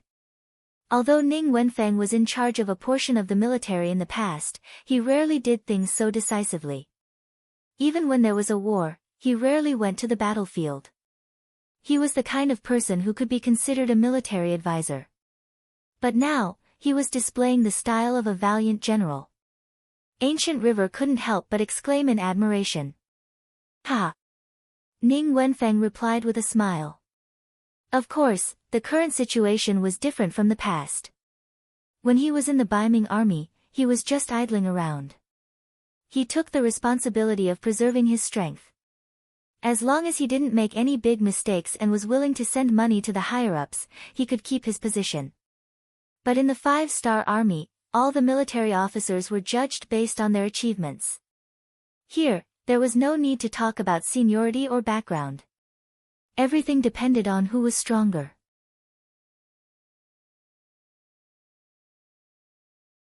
Chapter 1268.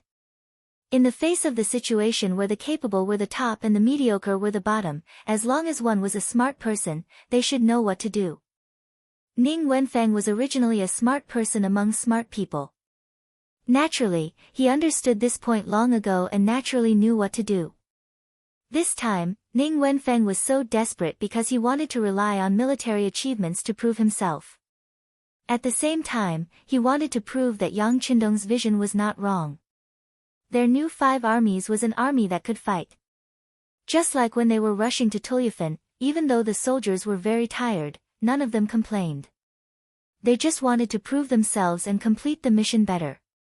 Ning Wenfeng's ambition was not small, but his luck seemed to have run out. After searching for several days, he even found the cold front company that Commander De Chang had left behind to watch the bicycle's safety. However, he did not see the figure of the Walla cavalry. In fact, he did not know that General Chao Lu had already left here with 20,000 cavalry and rushed to the place where Bomur was. Along with him was the leader of the Walla cavalry, Yes Hen, who was rushing from another direction. After the failure of the 5 armies to besiege Turpan city, Yes Hen lost confidence in this so-called allied army. This was not a united army at all. There were too many subordinates, and everyone wanted to take advantage of the situation. How could they win a battle when there were so many different voices in an army? How could they win a battle? How could they win a battle? Yes Hen, who could not see any hope, finally gave up all his fantasies. He decided to work alone like before. With so many elite cavalry in his hands, even if they were not a match for the 5-star army, how could he be afraid of others? At worst, he would just stay away from the 5-star army in the future. How could the world be surnamed Yang? With this goal in mind, Yes Hen sent someone to find Chao Lu a few days ago when Beta Persei suddenly bombarded his artillery positions. He told him not to search for the 5-star army anymore and to go straight to where Bomur was. They had to leave this place and stay away from all the forces and territories of the 5-star army. Reality proved that Yezi's thoughts were correct. When he saw the 5-star army's counterattack begin, he did not put up any resistance, nor did he have any desire to fight back. Instead, he quickly led his 15,000 cavalry out of Turpan, heading straight for where Bomur was. Originally, he had 20,000 cavalrymen with him. However, when the siege was not going well, he listened to Hikagen's words and took out 5,000 cavalrymen. He told them to give up their expertise in horsemanship and become infantrymen to siege the city. In the end, other than the 600 injured, the rest died in the siege. This made him hate Hikagen and the others even more. You deserve to lose. What kind of idiot general would give such an order to let the infantry attack the city? Yes Hen thought angrily. He did not think about it at all. When Qing made this suggestion, he had raised both hands in agreement. Whether it was Yes Hen or Chao Lu, they were now leading their cavalry to Bomur's location as fast as possible. But they did not know that Bomur's situation was not good at this moment. At least, he was far from being in control of the situation as they thought. In terms of military strength, Bomur, who had nearly 100,000 cavalry, was undoubtedly the most powerful. But they were facing the nearly 50,000 5-star army, and all of them were elites. No one would underestimate such an opponent, nor would they dare to. The two sides faced each other like this, separated by 8 li in the wind and snow. No one moved rashly. It looked like they were evenly matched, but only Bomur knew that as the days passed, his situation would only get worse. There was only one reason, and that was that he was facing the 5-star army. This was a powerful enemy that could send reinforcements at any time. On the other hand, he already had the most cavalry. Even if leader Yes Hen and General Chao Lu came here, there was a limit to how much they could increase their strength. Compared to the 5-star army who would send countless reinforcements, and compared to Yang Qindong who was so rich that no one could see his trump cards, the longer the stalemate, the more unfavorable it would be for them. Even though he clearly knew this, Bomur could not retreat. First, he had already received news from leader Yes Hen, telling him to wait here. He could not guarantee where he would meet up with the leader if he left now. Second, in the current situation, the two sides could still maintain the balance if they did not move. But if one side left, would the other side chase after them? If it was a direct confrontation, with 100,000 cavalry, Bo Mu, didn't fear the 5-star army that had less than 50,000 cavalry. However, if he took the initiative to leave, and the enemy began to pursue him, even he didn't dare to guarantee what would happen during the pursuit. In other words, Bo Mu was currently being watched and could not move. He could not guarantee that he would be able to escape unscathed. Now, all he could do was wait for leader Yes Hen to appear, and let him decide on the big plan. Compared to Bo Mu's side, the 5-star army's side was also not in a good situation. Everything was because the first army did not appear on time, causing the pincer attack to be delayed again and again.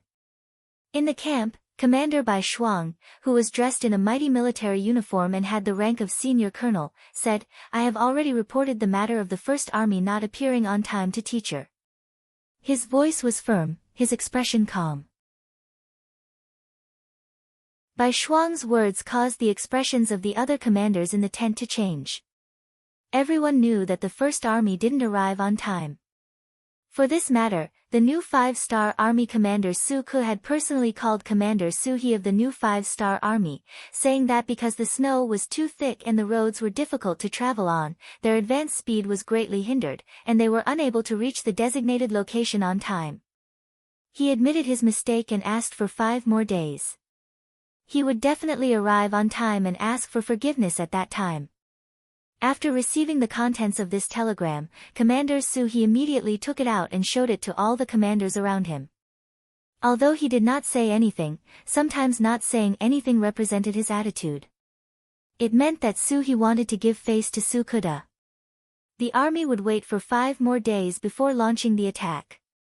For a dignified army commander to admit his mistake, and with such a humble attitude, the other military commanders had no choice but to suppress their anger. After all, they were all in the same pot, and it was impossible for them not to make mistakes. Giving others a chance was the same as giving themselves a chance. However, they had never imagined that Bai Shuang would suddenly say this when Su He called them together to discuss the military operation plan of how to launch the attack when the first alien army arrived 4 days later. Everyone was in an uproar at once. Compared to everyone else, Bai Shuang's identity was naturally very special. He was Yang Qindong's student.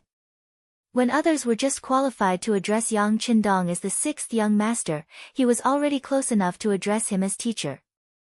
In ancient times, heaven, earth, ruler, teacher, and teacher were existences that were highly respected.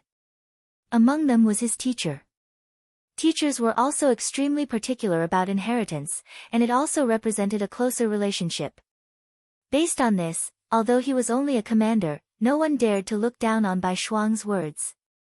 Even the only general present, Su He, was the same. This was because he was certain that as long as Bai Shuang did not make any major mistakes, with this person's age, his future achievements would definitely surpass his own. Therefore, when Bai Shuang said that he had already reported this matter to Yang Qindong through his own radio, Su He did not have the slightest intention of reprimanding him. He only silently mourned for Su Ke in his heart. "Commander Su, this time, it's not that I don't want to help you, but this matter has already been reported to the 6th young master. You are in trouble." A military meeting to discuss important matters was also stopped because of Bai Shuang's words. After all, even Bugnam of Gojoseon knew about this matter. This meant that the plan could change at any time. It was a little too early for them to discuss what would happen in a few days. Yes, Su Ke was in trouble, and the situation had indeed changed as everyone expected. When Yang Qindong received Bai Shuang's telegram in Toyifan City, his eyes flashed with anger. If it was only because of the weather that they were unable to arrive at the designated location on time, Yang Qindong would not be so angry. But now, the first army of the foreign races didn't inform him about this matter. Instead, they wanted to hide it from him and inform the other armies.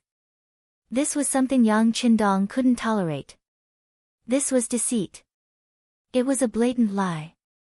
If they succeed this time, there may be similar things happening in the future.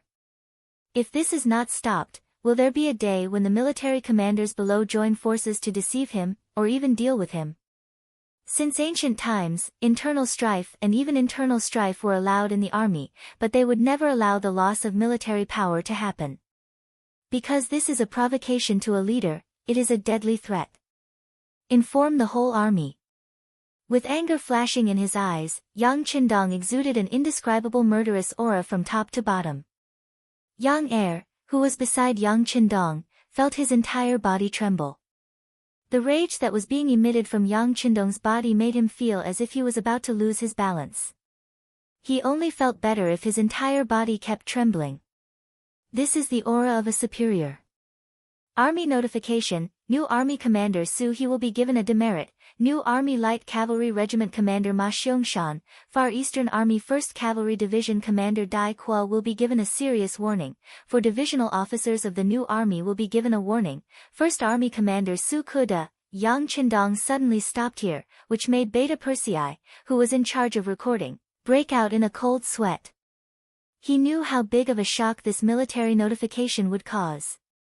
I'm afraid that many people's future prospects will be greatly affected. But who knows how the main character, Suda, would deal with this.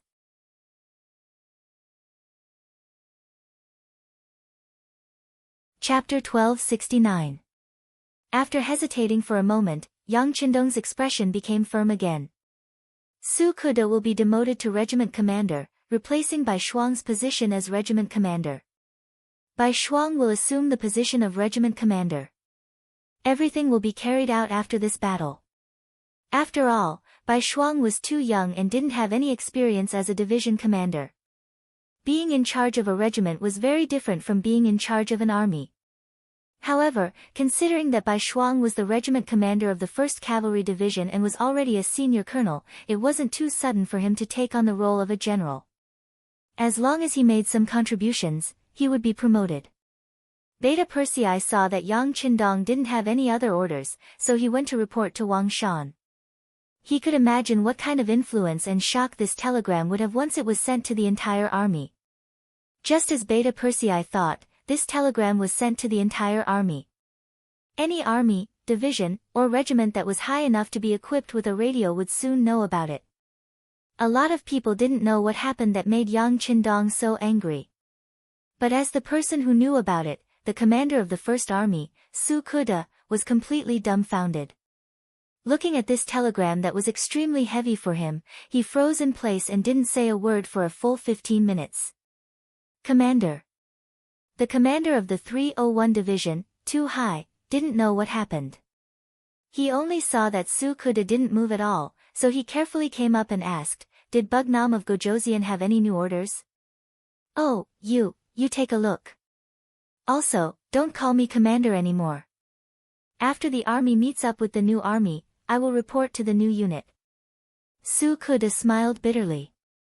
After he said this, he sent the telegram to his trusted subordinate, Tu Hai. At this moment, Tu Hai was also very shocked.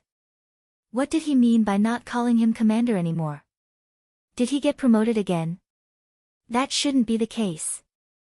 Right now, Tu Hai was still a senior colonel. It was already very difficult for him to be a commander with this position. How could there be a better position than this?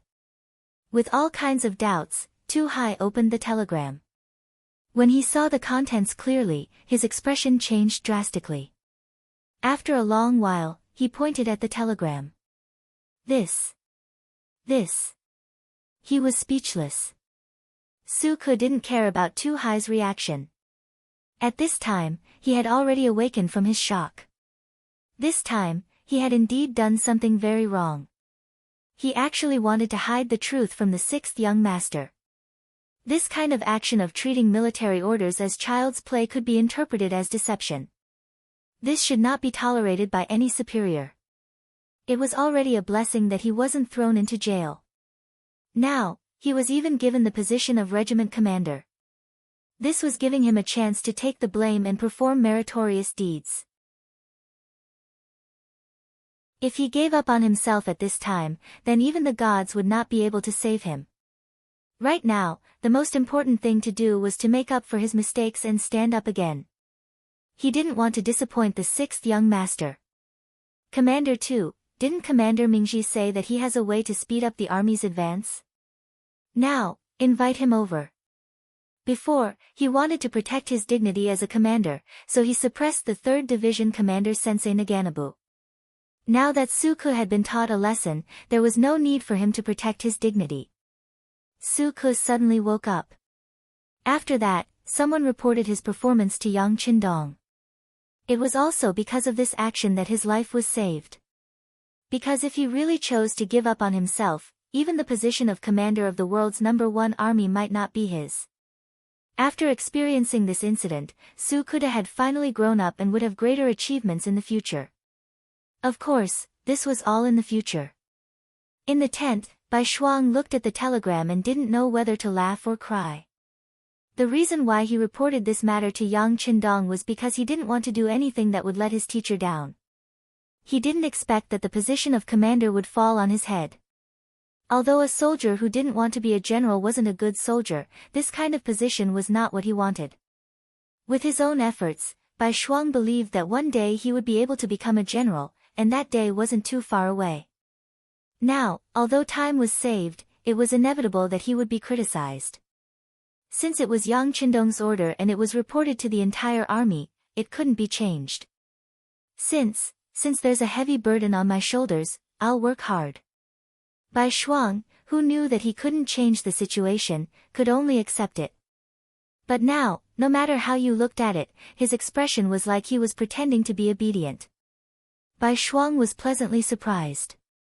In contrast, the new army's commander Su He had a worried expression. Especially when he looked at the 1st Cavalry Division's commander, Kulu, he felt even more guilty. Kulu's outstanding performance, especially when he used the strength of a single division to block the attack of 30,000 elite cavalrymen of Walla, heavily injuring the enemy in a situation where he suffered very few casualties. It was these achievements that made it a sure thing that he would be promoted to a commander. Su He had already reported this to Yang Qindong and basically received his approval. He received news that the new army had already decided on the position of commander, and it was very likely that he would be the commander of the 102nd Division, second only to the 101st Division's commander, Lu Zhua. It seemed that after this battle, he would be promoted by 2 ranks, from a division to an army. But now, a warning had completely ruined this good opportunity. According to the rules of the 5-star army, once an officer received a warning, there was no possibility of promotion within half a year. Half a year, by that time, the new army would have been formed, which meant that Kulu lost this opportunity to improve. Facing the silent Kulu, Su He opened and closed his mouth, then closed and opened again. In the end, he said bitterly, "Kulu, I'm sorry." This time, Kulu's mood was a bit heavy. Seeing such a fat piece of meat fly away just like that, no one would feel good about it. But it was already the truth, there was no point in blaming anyone, he could only say that he was unlucky. Thinking about how he would have to work under Su He in the future, Kulu could only force a smile and said, "General, I'd still like to fight under your command." No one would take these words seriously, they were obviously comforting words. Su He waved his hand and said seriously, "This time, I owe you. Don't worry, if there's an opportunity next time, I'll do my best to fight for you." "Then thank you, General, for your help." Kulu pretended to have his eyes lit up and said. But both of them knew that the position of a general wasn't easy to come by, and how could it be easy to fight for? This time, because there were 3 general positions at once, and because Kulu made a great contribution, he had the qualifications to have such a good opportunity. Next time, even if there really was a general position, there was no guarantee that it would be in the bag. Su Kuo received the harshest criticism and demotion. But he didn't let it go. Instead, he quickly adjusted his position. Based on the principle of being in position for a minute, doing a good job for 60 seconds, he found the 303 RD Division's commander, Sensei Naganabu. After some discussion, he quickly approved of the idea of clearing snow at the front and speeding up the march. The order was quickly passed down to the entire army. Sure enough, they arrived at the designated location 3 days later. They came to the northwest of Bo Mu, Er's army of 100,000, and formed a pincer attack with Su He's new army. Bo-mu was a cautious person, otherwise, he wouldn't have been chosen by Yes-hen to stay behind at the headquarters. In order to prevent being surrounded by the 5-star army, he sent out all of his scouts, and the furthest he sent them was 50 miles away. When the first army of the foreign races arrived, he received the news, and his expression became even more unsightly. Before, he could still use the advantage of numbers to suppress the enemy's 5-star army, but with the appearance of the 30,000 5-star army, his advantage in numbers was very small. He didn't need to fight on both sides. No matter how he looked at it, he was now in a passive position. Fortunately, he received another message that night. Tomorrow evening, the 15,000 cavalrymen led by the previous leader and the 20,000 cavalrymen led by General Chao Lu would meet up with him here. With this, they had an additional 30,000 troops, which allowed them to regain their advantage in terms of military strength. Regrettably, this good mood didn't last long. Very quickly, the scouts came back with news that the leader had personally sent over. Behind them, there were still 35,000 cavalrymen rushing over. Both sides were only a day's distance away from each other. There are still 30,000 5-star army cavalry. Where did the other 4 countries go? Bo-mu was naturally shocked when he heard the news. Logically speaking, the 5-star army shouldn't have so many troops in their hands, unless they were all used to deal with him. It must be like this. The 4 countries were beaten up, and with the heavy snow affecting the speed of the army, they should be holed up at home right now. In this case, didn't it mean that the 5-star army's main goal was to deal with him? When the 5 countries were together, they couldn't gain the slightest advantage, and they even lost one battle after another. Now that he had to face the 5-star army alone, Bo-mu didn't have the slightest chance of victory. Being afraid before the battle, this wasn't something a qualified general should do. Forcefully calming his mind, Bo-mu's gaze fell on the last message sent by Yes-hen. When his gaze fell on the words, "only a day away," his eyes flashed with thought. "I can only stake it all. Come, call the scouts over." After thinking for a while, Bo-mu decided to take the risk and attack. He had to kill his way out before the 30,000 cavalry of the 5-star army arrived. Otherwise, if he was really surrounded, he wouldn't have the slightest chance of victory.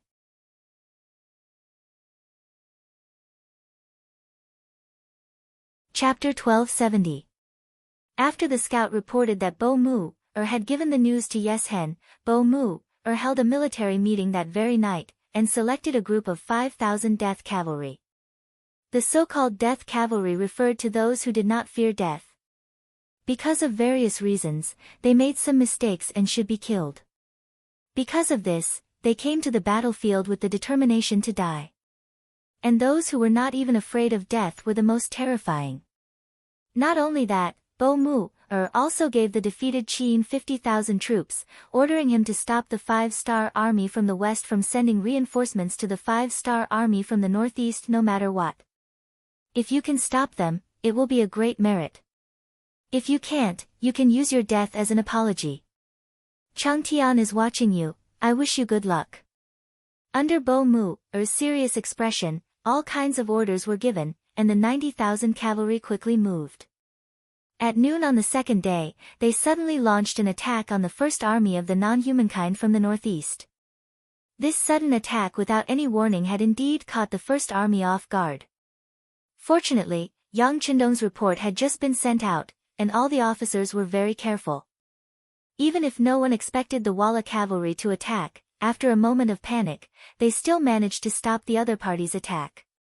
They did not immediately send out the 5,000 death cavalry, but only sent out 5,000 ordinary cavalry, in order to test the strength of the 5-star army. Seeing the 5,000 cavalry quickly being pushed back, unable to move an inch, Bo-mu could not help but sigh. The 5-star army is really strict and not easy to deal with. After sending out his sigh, Bo-mu had no intention of retreating. His goal was very simple, and that was to continuously attack, causing the first army to feel fatigued. Then, when leader Yes-hen and General Chao Lu arrived, he would gather a large number of troops and open a bloody path. At that time, his troops would be nearly 3 times the enemy's, and charging out should not be a problem. Now, it was time to see if Qing could defend against the attack of the 5-star army from the west. Thinking about it, it shouldn't be a problem since it was 50,000 against 50,000 and they were on the defensive side. Although the snow had stopped, the thick layer of snow still became the biggest stumbling block for the cavalry. As the attacking party, they were at a great disadvantage. It was just like how Beaumuir's attack on the first army was not very smooth. When the new army wanted to support them, they also faced great difficulties. At the beginning of the war, Commander Su He, Commander Bai Shuang, Commander Ma Xiangshan, Commander Dai Qua and the others were all confused about the reason why they started a fight without any warning. They couldn't understand why the Walla cavalry would suddenly go crazy and choose to attack at this time. Fortunately, everyone was prepared to fight a big and fierce battle when they came here. Although they weren't fully mentally prepared, the soldiers were all experienced soldiers. They quickly adapted and began to charge towards the Walla cavalry camp in an orderly manner. They wanted to attack from 2 sides with the first army. Even if they couldn't do it, they could at least share some of the firepower and pressure of their brother's army. However, under the heavy snow, the attack wasn't very effective, especially when facing General Qing, who was doing his best to stop them. This person had the idea of dying if he didn't succeed. He also had 50,000 cavalry in his hands. In terms of troops and chariots, he was even more powerful than Su He and the others. In a situation where they didn't have any advantage, after Commander Chang Bo of the new army's 4th Cavalry Division attacked, 2 regiments of cavalry were crippled. Are they crazy? It was rare to encounter such a tough battle. Commander Chang Bo was shocked and quickly reported the situation to the commander. At the same time, he couldn't help but reduce the frequency of the attack. If they continued to lose like this, not only would they not be able to break through, it was very likely that his entire 4th Cavalry Division would be lost here. This was something that no military commander wanted to see and wouldn't do. In the new army's tent, after Commander Chang Bo's report was sent here, everyone including Su He frowned. It was clear that they didn't understand the actions of the Walla cavalry. It looked like they were trying to break through, but it wasn't that easy to do. Although the first army of the foreign races was a newly formed army, there were many veterans among them. Furthermore, the roads were passable, and the snow was too thick, so it would not be easy for them to charge out. It was very likely that they would suffer heavy casualties and fail to achieve their goal. They could see this logic, and so could the Wallace general. But why did they still do this? The tent was abnormally quiet for a while. After a full 15 minutes, everyone still couldn't find the slightest clue. No one said a word. In the end, it was Bai Shuang who spoke. Okay, I see that everyone can't think of a reason like me. Let's report it to the teacher. Report it? Su He raised his eyebrows after hearing this. It wasn't that he didn't think of doing this, but wouldn't that prove his incompetence? He had just been executed. But when he thought of this kind of battle, if a mistake in judgment led to even greater losses, the result was not something he could bear. Besides, who was Bai Shuang? Even if he didn't agree, he had a separate radio in his hands that could contact Yang Qindong. If that happened, he would only be more passive. Okay, then let's report it. Let's ask the 6th young master to give us a clear path. After thinking about it, Su He decided to accept Bai Shuang's suggestion. The telegram was quickly drafted. After the commanders read it and found no problems, they reported it through the radio. After a stick of incense's time, a reply came. Compared to Su He and Bai Shuang, who only focused on one army and one area, Yang Qindong looked at the entire situation. Although he didn't know about the 20,000 cavalry led by Chao Lu, he knew that Yes Hen led 15,000 elite cavalry to meet up with General Beaumuir. With Yang Qindong's intelligence, he naturally realized that Beaumuir was preparing to break out of the encirclement. At the same time, it was to prevent the 30,000 cavalry led by Na Ri Song from pressuring them enough to find a way out. After all, Once Na Ri Song's 30,000 cavalry arrived, they wouldn't have any advantage in terms of numbers. This was an opportunity to make the Walla army stay, but it wasn't a good opportunity. Even a cornered beast would fight, let alone 100,000 Walla elite cavalry. Once they went crazy, coupled with the snow, the various troops might not be able to reach the designated location on time to provide reinforcements.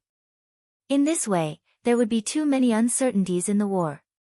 After thinking about it, Yang Qindong didn't give the order to fight to the death.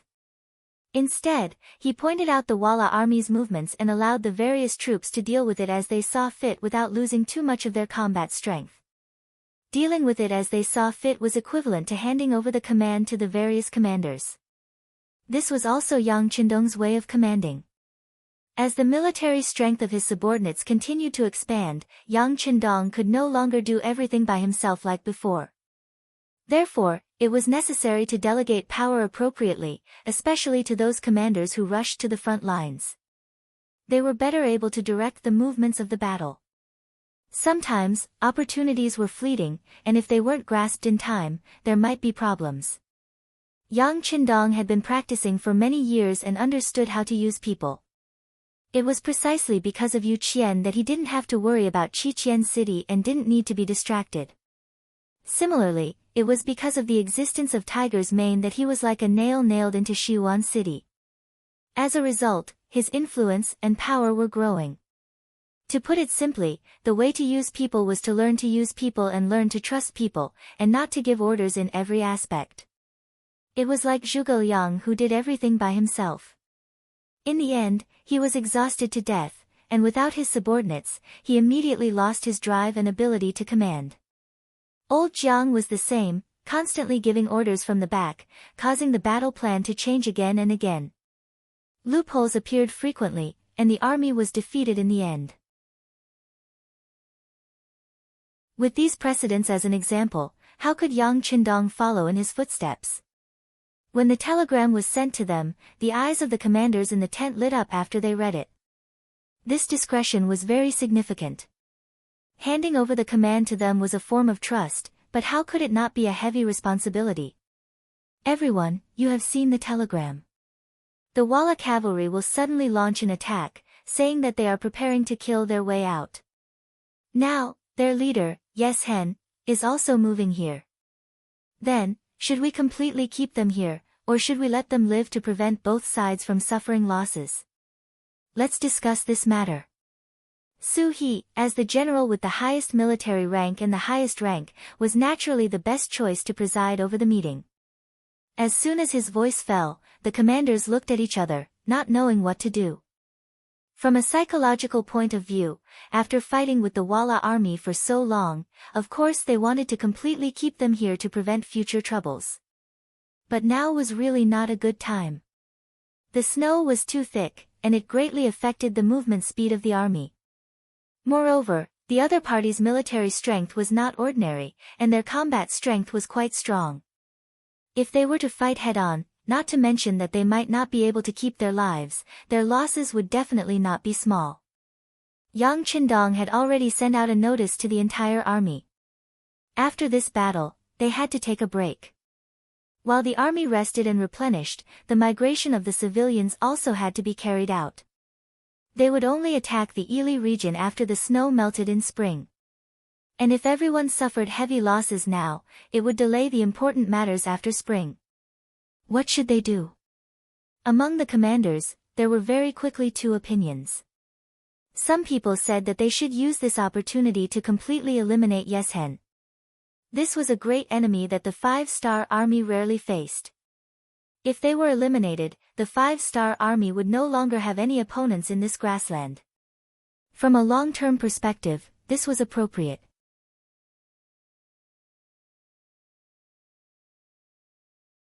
Chapter 1271. There were also some people who said that there was no winner in a head-on clash. If they really fought with the Walla army this time and both sides suffered losses, or even greatly damaged their vitality, then when spring came, how would they attack the inner region? How would they accomplish their goals? It was not worth it to give up a large piece of land for Yes Hen, who was like a stray dog. Both opinions had their own supporters, and both had their own reasons. When Su He gathered all the opinions, he was in a dilemma. In the end, his gaze fell on Bai Shuang. After this battle, this person would take up the position of commander. He was in existence on the same level as him, so it was not shameful to listen to his opinion. Of course, Su He knew whether or not he was using Bai Shuang's name in private. This person was Yang Qindong's student. Even if his decision was wrong, Yang Qindong would not blame him too heavily. Su He did not have to be careful. As Yang Xie's territory grew larger and larger, the five-star army became more and more powerful, and Yang Qindong's position became more and more noble. Anyone who faced him had to be careful. This was the aura of a superior. Bai Shuang did not think too much about it. Perhaps it was because of his status that he did not need to worry about these things. He had other thoughts in his mind. Even if Su He did not ask him, he would have said it himself. He took this opportunity to say, this general has a few opinions. Right now, the war has just begun, and no one can predict what will happen next. Why don't we prepare for both sides? Prepare for both sides? Hearing Bai Shuang's words, everyone looked at him with confusion. Yes, prepare for both sides. Bai Shuang said with certainty, first, we naturally plan to destroy the Walla's main force, or even capture or kill Yeshen. We still have to do the necessary charge and support. The foreign race's first army will still be blocked. If we can heavily injure them and find an opportunity, we will move out with our entire army and crush them. Secondly, if there's no turning back, and the Walla armies will to fight to the death is obvious, and they've always held the initiative on the battlefield, then we should give up on fighting them head-on, and weaken the enemy's strength as much as possible without losing our own strength. If it's really impossible, then we should just let them leave. The future is long. If we can beat them away today, then we can defeat them in the future and wipe them all out. Two different opinions were put forward at once. Their considerations were taken into consideration by the officers. After everyone heard it, they all nodded in agreement. There were even some people who thought in their hearts, as expected of Wu Nanking's student, he has a very thorough understanding of the four words discretion. Su He, who was sitting at the head of the table, also nodded in agreement. Previously, he thought that Bai Shuang was directly promoted to commander because he was Yang Qindong's student. Now, it seemed that this opinion needed to be changed. This person was indeed very capable, and he might be able to take up the position of commander. Bai Shuang's opinion received everyone's agreement. Then, this opinion was reported to Yang Qindong. Soon, a telegram was sent back to deal with this matter. Not long after, the foreign race's first army also received the telegram. Su Ku, who was going to be demoted after the war, after seeing the telegram, he only thought for a moment before saying to his 4 division commanders, everything will be done according to the telegram. We will use all our strength to stop them. If we can't catch them, then let them pass by us. No, Commander. The 301st Division commander, Tu Hai, immediately objected. Commander, this is an opportunity for the foreign race's first army. If we can stop the Walla army and even capture their leader, Yeshen, it will definitely be a great achievement. Maybe you won't have to leave. In order to achieve this goal, even if we have to sacrifice our entire army, it will be worth it. That's right, military commander. The other 3 division commanders also expressed the same opinion. Su Ke's army was obviously very capable. At least, he quickly won the support of his 4 division commanders. Looking at the expectant gazes of the 4, Su Ke's heart was very moved. However, he wasn't moved. He knew that it was his negligence and arrogance that caused the army to lose the opportunity to fight. And now, it was time to make up for his mistakes. If he ignored all the soldiers of the foreign race's first army for his own selfish reasons, even if he could stop Yeshen in the end, it would still be a failure. He couldn't destroy the entire foreign race's first army for his own selfish reasons. Su Ke's heart was firm. Okay, I'm still the commander. Carry out my orders. the commander's authority was inviolable. Since Su Ke had said so, Tu Hai and the others had no choice but to carry out his orders. However, they had already thought it through. They would do their best to stop the Walla army from breaking out. If there was a chance, even if both sides suffered losses, they would still try to stop the enemy. The Walla cavalry's charge was still ongoing. Although the war horses couldn't display their usual speed due to the snow, and the pressure from the arrows increased, Bo-Mure didn't have any intention of stopping.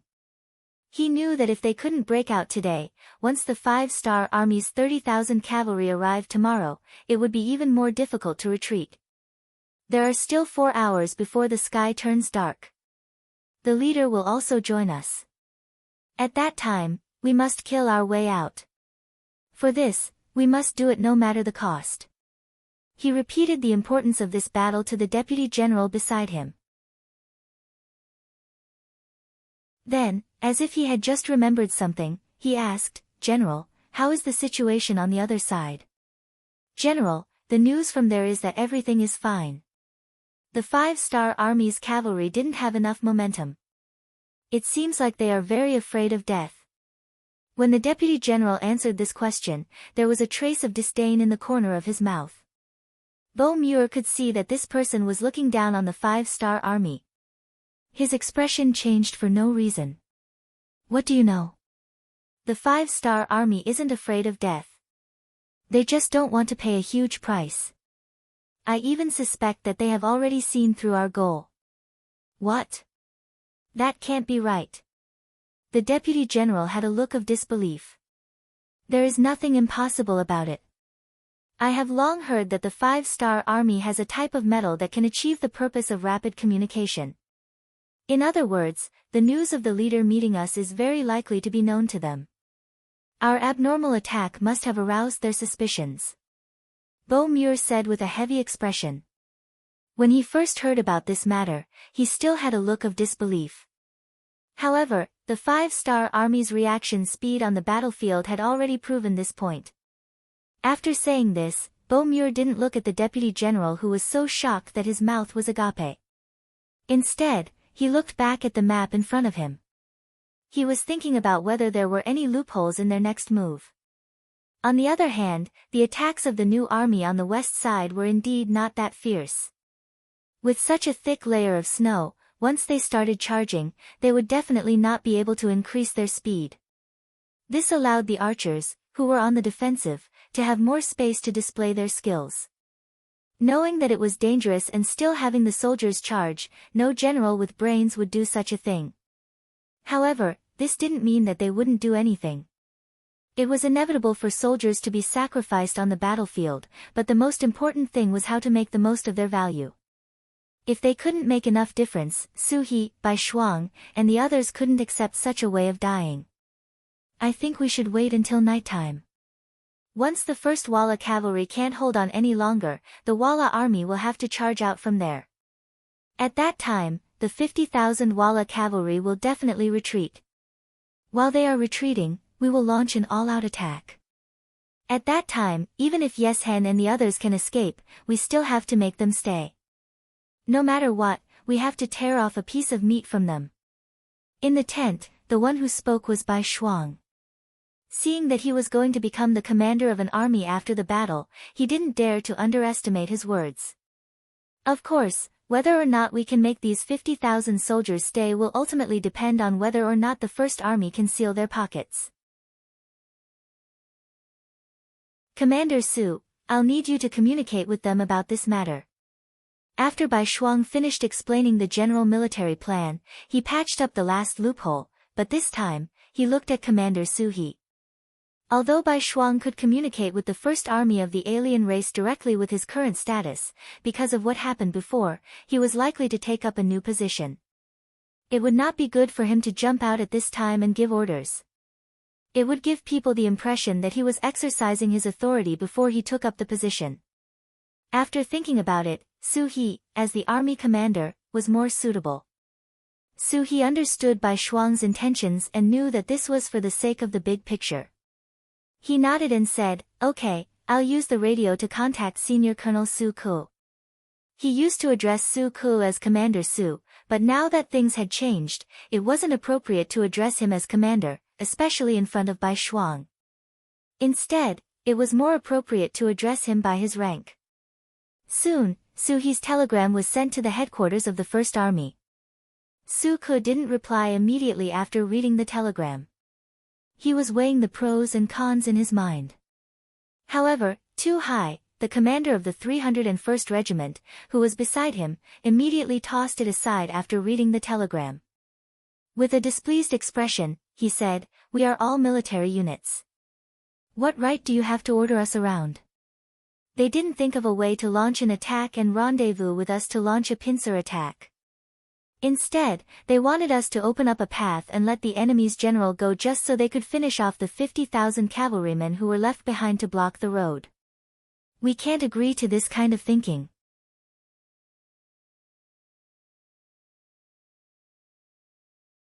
Chapter 1272. Tu Hai's words were naturally to vent the anger in his heart, as well as to speak up for Su Kuda. After all, he was now the favorite of the military chief, with a lot of power and autonomy. Who knew if Bai Shuang would still be the same after he took over? Would he find a chance to get rid of Tu Hai himself and replace him with someone else? This wasn't Tu Hai measuring the stature of a gentleman with his own yardstick.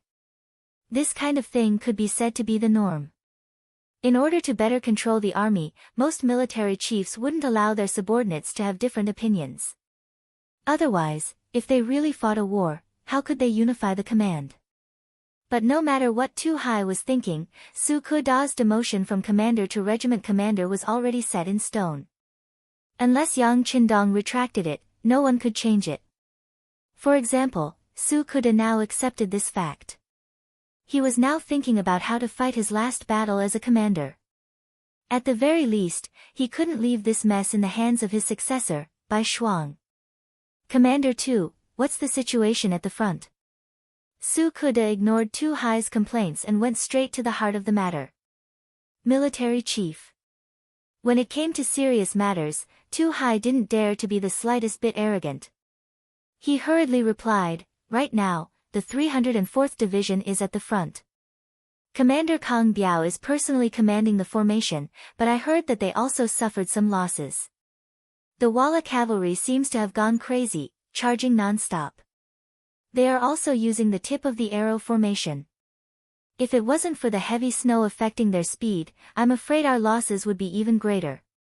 This wasn't the first time Su Kuda had heard such a report. Previously, the 302 ND Division's commander Wan Xiaojiang and the 303 RD Division's commander Sensei Naganabu had both reported to him that the Walla army's attacks were extremely fierce. There were a few times when they almost tore a hole in the front line. The various divisions had also suffered heavy losses. From the looks of it, the Walla army had truly risked their lives this time. It was likely that the First Army alone would not be able to keep them here. Thinking of what Yang Qindong had said in the telegram, "Deal with the situation as you see fit," Su Kaida couldn't help but let out a long sigh. Pass down the order. Tell all divisions to do their best to resist. If they really can't, don't fight them head-on. Let them pass and wait with the new army and other forces to surround the 50,000 Walla army cavalry. Su Kuda finally gave the order, but when Tu Hai heard it, he said with a face full of dissatisfaction, "Why should we? All right, Commander Tu, the facts have proven that we can't stop the Walla army from breaking out of the encirclement. Do you really want the first army of the non-humankind to be wiped out?" Anger finally appeared on Su Kuda's face. Although he was unwilling, he knew that the bigger picture was more important. He also knew that if he didn't act this way, Tu Hai would continue to persuade him, and he was afraid that he would change his mind. Seeing that Su Kuda was truly angry, Tu Hai didn't dare to say anything more. He could only stand at attention and salute, then find someone to pass down the order. The resistance of the First Army of the non-humankind became much weaker because of this order.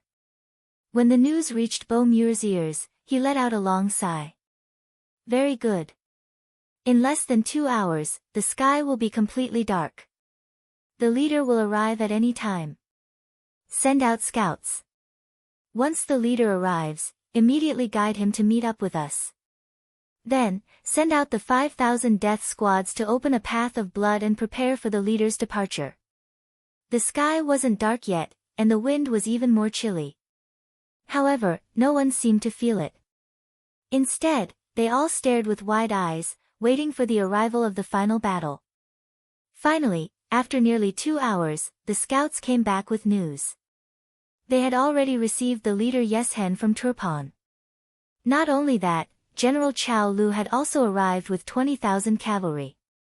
When he heard that his side had an additional 35,000 cavalry, Bomur suddenly had a bold idea. They currently had the advantage in numbers, and the 5th Star Army's 30,000 cavalry reinforcements would only arrive a day later. Then, could they use this opportunity to do something? For example, surround the 5th Star Army and eliminate them? When this idea appeared in Bomur's mind, he felt a surge of blood.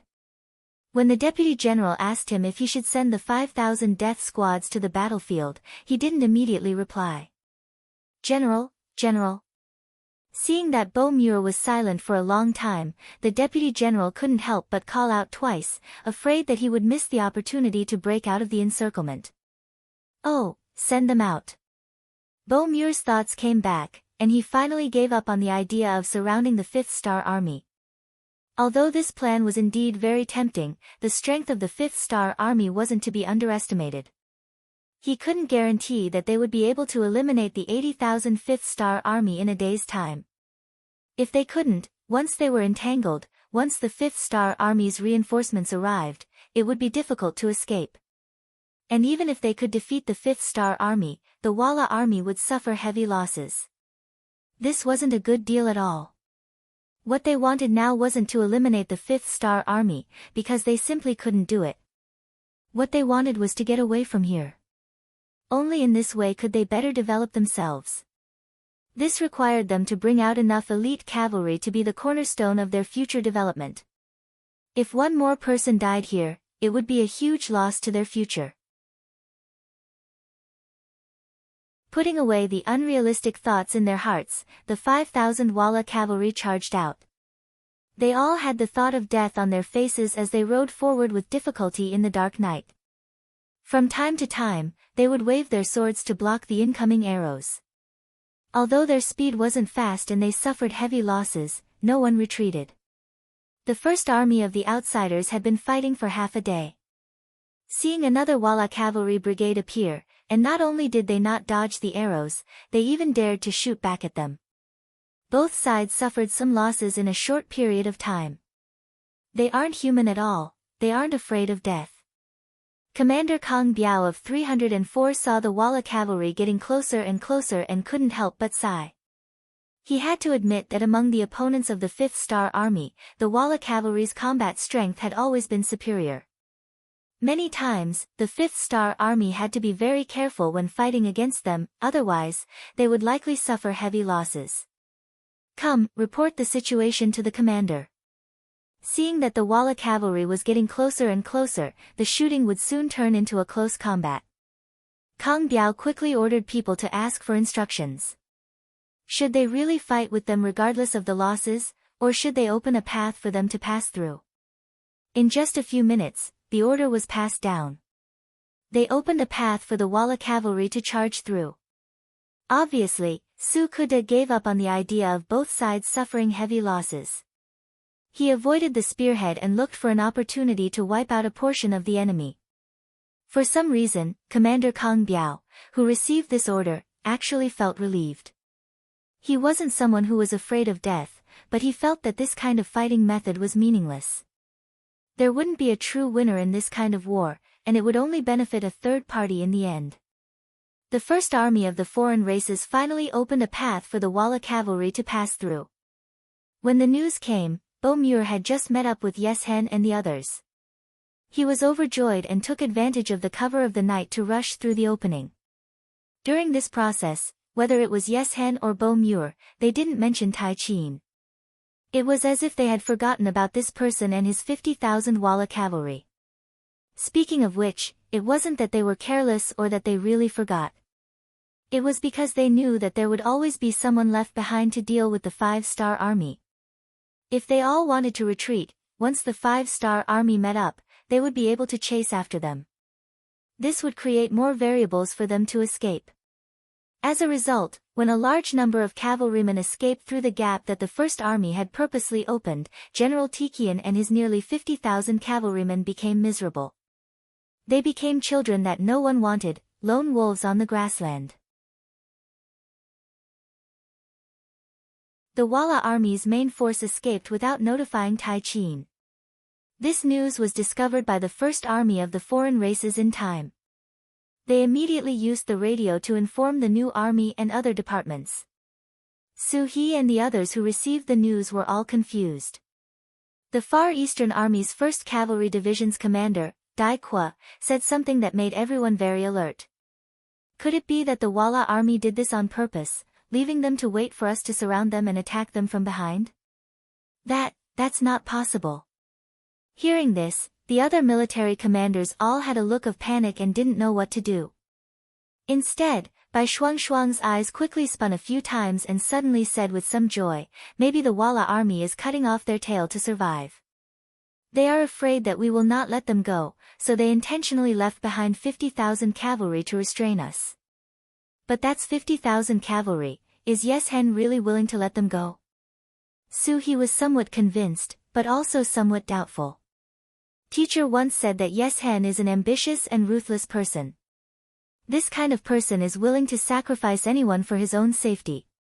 50,000 cavalry is very strong, but compared to Yeshen's life, what is it? How about this? I suggest that we join forces with the First Army to surround the 5-star army. However, we don't need to take the initiative to attack. Instead, we can rely on the thick snow to fire arrows from afar and restrain them here. This way, if Yes Hen wants to surround us, we will have the advantage of the terrain and sufficient energy to deal with him. At the same time, we can use the smallest price to persuade the 50,000 Wala cavalry to surrender. Bai Shuangshuang's thoughts turned quickly. At this moment, he had become the commander of an army, so he didn't consider the small matters in front of him, but the big picture.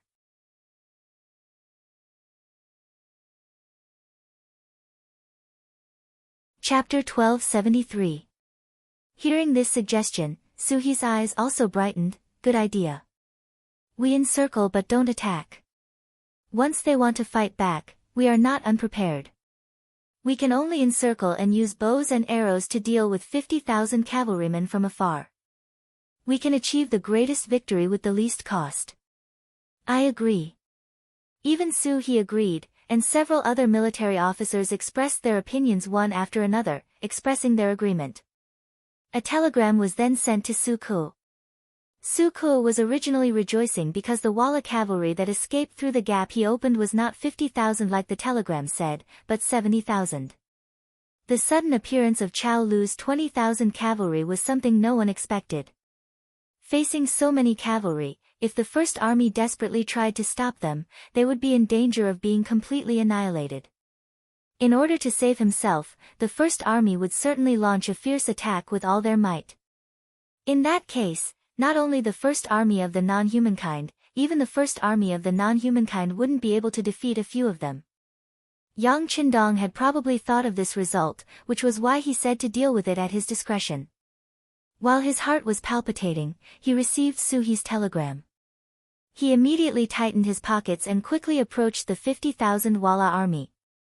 In less than 2 hours, he had completely surrounded them. At this time, Pai Qin also received news that the Wala's main force had retreated. In his tent, he immediately fainted in anger. After a group of subordinates rescued him, he slowly woke up and cursed, "Bo Muir, you're too weak." Then, he fainted again. When Pai Qin woke up for the 3rd time, the 5-star army had completely surrounded him. Pai Qin's face was pale and he didn't speak. His eyes were empty as he looked forward, as if he had nothing left to live for. He had thought that Bo Muir valued him very much. Not only did he not care that he had been defeated in the previous battle, but he had also taken the initiative to give him 50,000 cavalrymen. This made him feel that he had great power in his hands and was looking down on the world. But who would have thought that in less than a day, he would become an abandoned pawn? At this moment, he finally understood why he was given 50,000 men. It was to lower his guard, and at the same time, it was also a gift to the 5-star army. It was to make them focus on him and not move away. That's right. 50,000 cavalrymen. How tempting. Thinking about the number of troops in his hands, he felt a burst of comical feeling. But on the other hand, if it wasn't for the fact that he had left behind so many soldiers for him, why would he be willing to risk his life here? Even when the sky had turned dark, he didn't rush Beaumur, but instead kept waiting. Wasn't it because he was confident that someone would abandon him and his 50,000 cavalrymen? But now, it seemed that he was wrong, completely wrong. Now that he had 50,000 soldiers in his hands, he did not have the slightest bit of fighting spirit. He was already someone who had been abandoned. Even if he won the battle, who would see it for? As for declaring himself king, did he think that the 5-star army around him were incompetent? Thinking about the problem of food, he quivered and asked the personal guard beside him, "How much provisions do we have in our army?" "General, this time we came out in a hurry." Previously, General Beaumur had said that we would retreat at night, so we didn't bring too much provisions. "We only have 2 days' worth of provisions." When the personal guard answered this question, his gaze was somewhat evasive. Clearly, he had also thought of a certain possibility. What? Only 2 days? Hearing this result, Tai Qin immediately felt his vision go black, and he fainted again. The 5-star army surrounding them did not know that he had fainted a few times. At this moment, they were setting up an encirclement to prevent the 50,000 Walla cavalrymen from escaping. At this moment, the army urgently rushed to set up barricades. All the caltrops in the army were scattered all over the ground. Strong bows were in hand, and the quiver was full of arrows. They were just waiting to close the door and beat the dogs. According to the analysis of Bai Shuang and the others, the Walla cavalrymen who knew everything would most likely launch a counterattack that night. It would be best if they took action before the 5-star army's encirclement was completely solid. This way, the chances of them escaping would be higher. But they never expected that the night would be peaceful. The next morning, the Walla army was still as calm as usual. It was as if they did not know that they were surrounded. Such an abnormality made Su He, Bai Shuang, and Su Ke confused. They could either break out of the encirclement or surrender. But what did they mean by doing nothing? If it wasn't for the scouts using high-powered military binoculars that allowed them to see countless Walla soldiers moving around inside the tent, and if it wasn't for the scouts who reported that the other party had indeed fled far away and was running all the way, it didn't seem like they were going to come back for a surprise attack. Everyone couldn't help but wonder if they had surrounded an empty tent. Since the Walla army was not moving, the 5-star army had no reason to move. They only needed to continue waiting. When night fell, Narisong and the 30,000 cavalrymen would arrive. This way, even if the enemy had any ideas, they would be able to deal with them calmly. Unexpectedly, the 50,000 Walla cavalrymen did not move. It was as if they did not know that they were heavily surrounded. In reality, he was already lying on the bed. After being angered to the point of fainting, he was in a deep sleep. Since their commander was not awake, the remaining generals did not know what to do. Soon, there were 2 different opinions among them. The first was the surrender faction.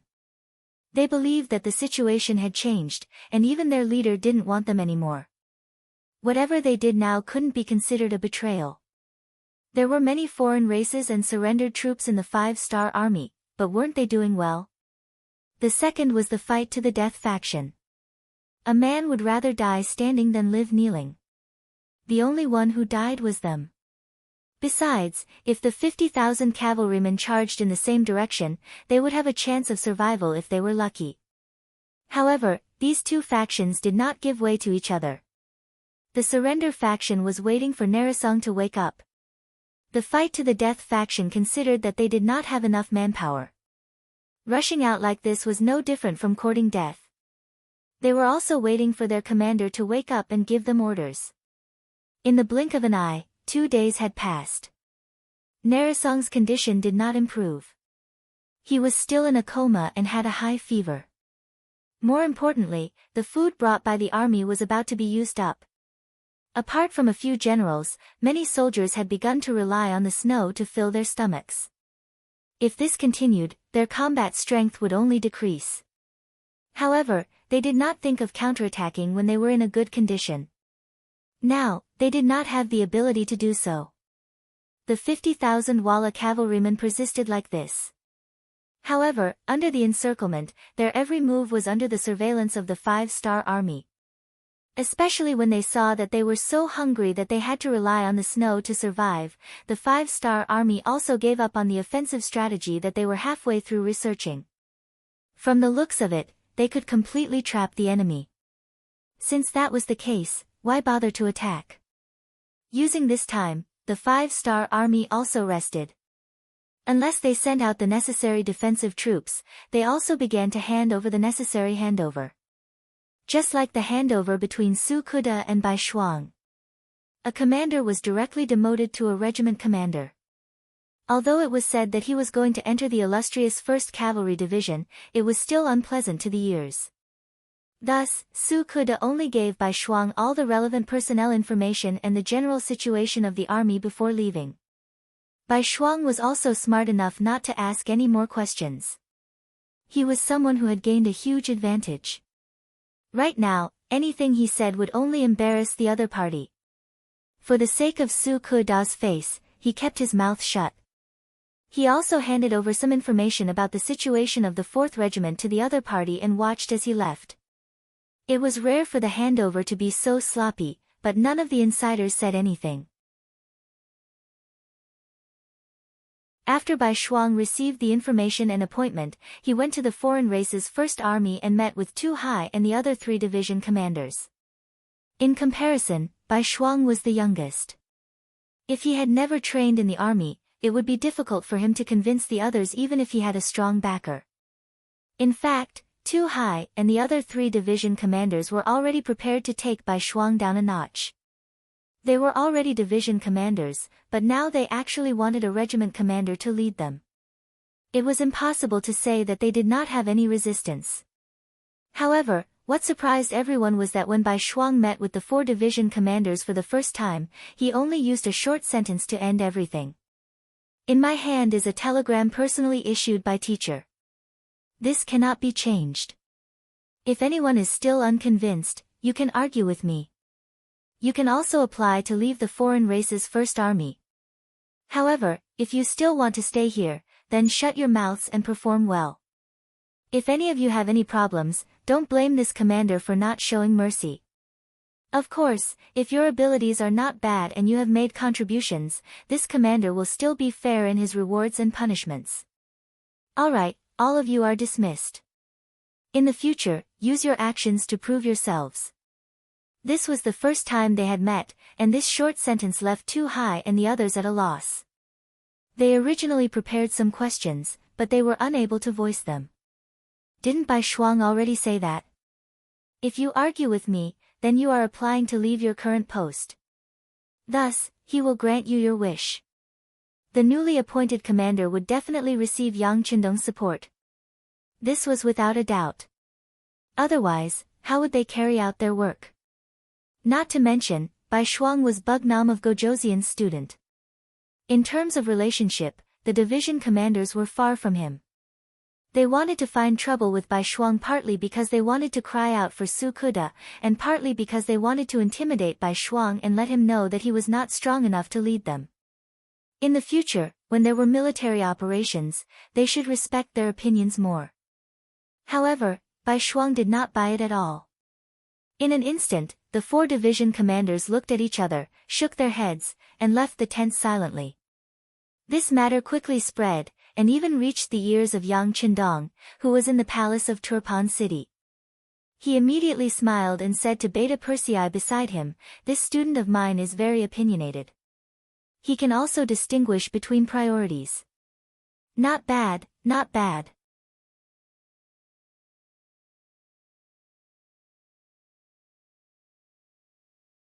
Chapter 1274. To be able to receive 2 compliments from Yang Qindong, Bai Shuang's identity as the army commander was confirmed. At this moment, Yang Qindong was in a very good mood. After crushing the attack of the 5 countries, the 50,000 Walla army cavalry would be in his pocket again. The next step was to wait for the snow to melt before launching an all-out attack. During this period, there were still many things that he needed to do. For example, continuously sending troops to the Ili region, continuously sending the people who wanted to migrate out, and letting the people from the outside bring them in, settling them down, and dividing the land equally, etc. Considering that there were many things to do, and that the war would start again after the spring, he had to stay here to set up the formation. Yang Qindong did not plan to return to Qiqian City. This time, he had to be separated from his wife and children again. Qiqian City. Long residence. The chief of public security, Long Tainan, was drawing young Duo's eyebrows in his bedroom. No one would have thought that the dignified Chief Long, who could make criminals tremble in fear, had such a gentle side. A man drawing a woman's eyebrows, this was a sign of the love between husband and wife. See Zhang Cheng drawing eyebrows. Zhang Cheng was from Pingyang during the Han Dynasty. During the Xian Emperor, he was the governor of the capital. Zhang Cheng drawing eyebrows for his wife. In the past, it was said that husband and wife had a good relationship. Later generations combined the story of Zhang Cheng drawing eyebrows, Han Shou stealing a woman, Xiang Ru stealing a jade, and Shen Yu's thin waist into the 4 great romantic affairs of the ancient times. Yang Duo, who was middle-aged but still had a beautiful face, was also enjoying this feeling at this moment. From time to time, her eyes would meet with Long Tianan's, and then she would smile. In an instant, the temperature of the entire room seemed to rise a lot. Okay, done. After finishing the last stroke, Long Tainan, who was bending over, laughed.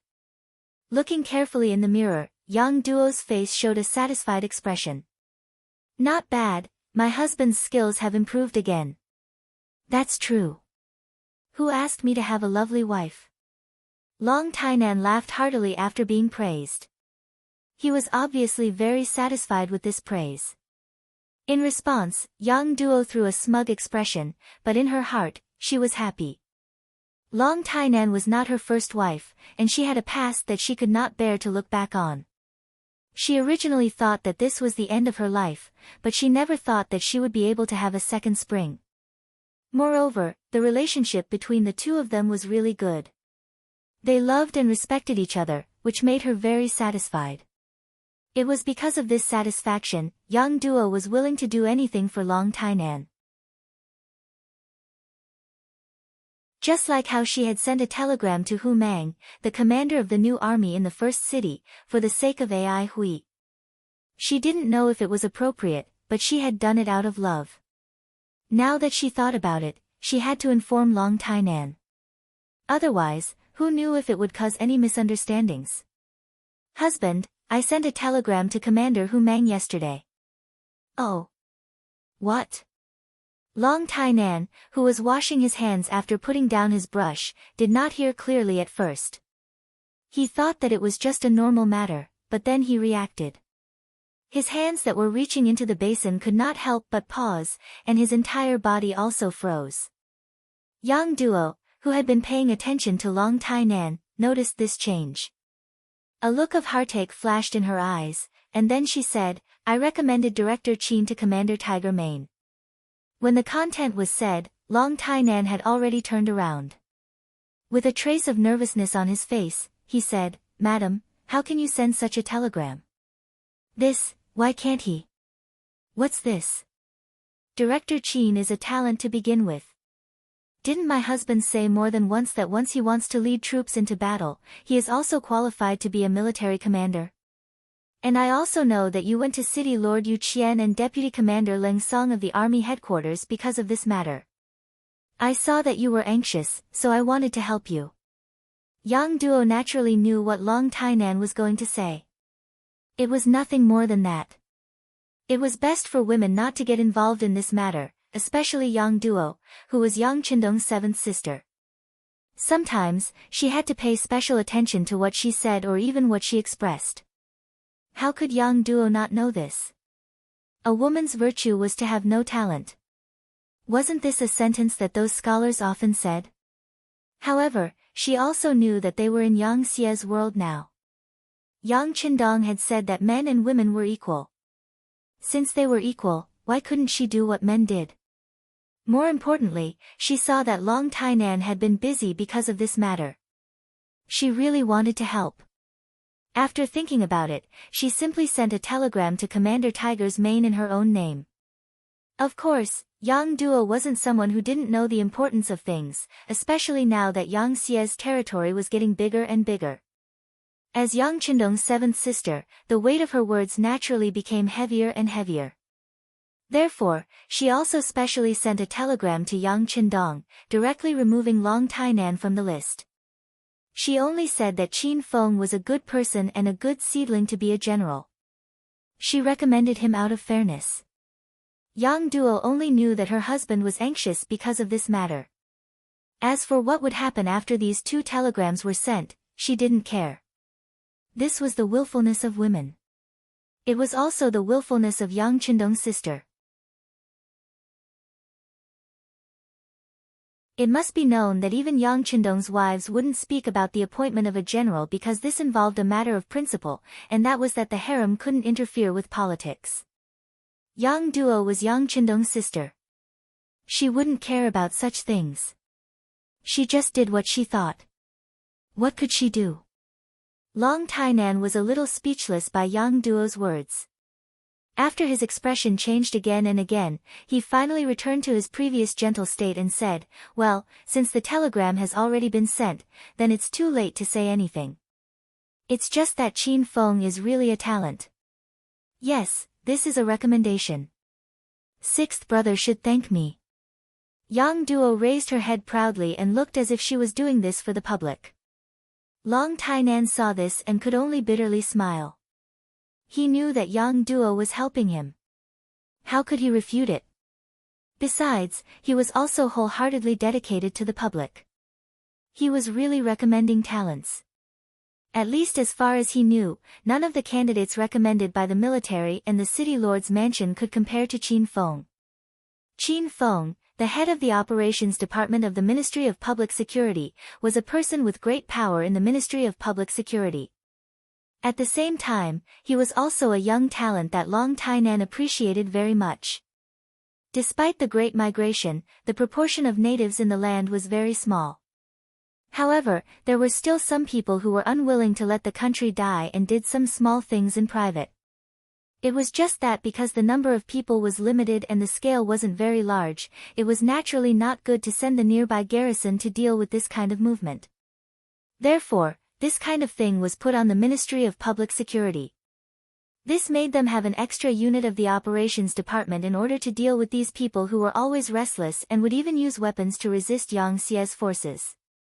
When it was first established, Long Tainan suppressed all the opposing opinions and entrusted Qin Feng, who was only 24 years old, with the heavy responsibility of becoming the head of the operations department. According to the military rank, he was directly given the rank of colonel. Facts also proved that this person didn't disappoint Long Tianan's expectations. In the past 2 years, dozens of big and small attacks eliminated many opposing forces under Yang Xie's forces, giving the people a stable society and space for development. For this, Qin Feng himself also made a lot of contributions and finally received the rank of colonel.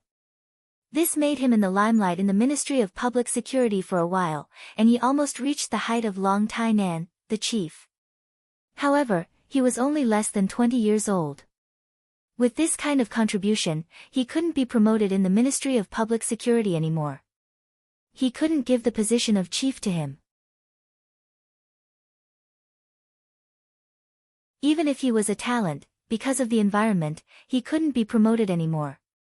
As a result, Qin Feng, who had made great contributions several times in a row, was given the title of Vice Chief of Public Security. This was already the limit. Because of this, in order to not delay this person's development, Long Tainan decided to send him to the military. This way, there would be room for improvement. This time, it just so happened that the new army was going to be changed into a new army group. Seeing that there were 3 army commander positions, he had an idea.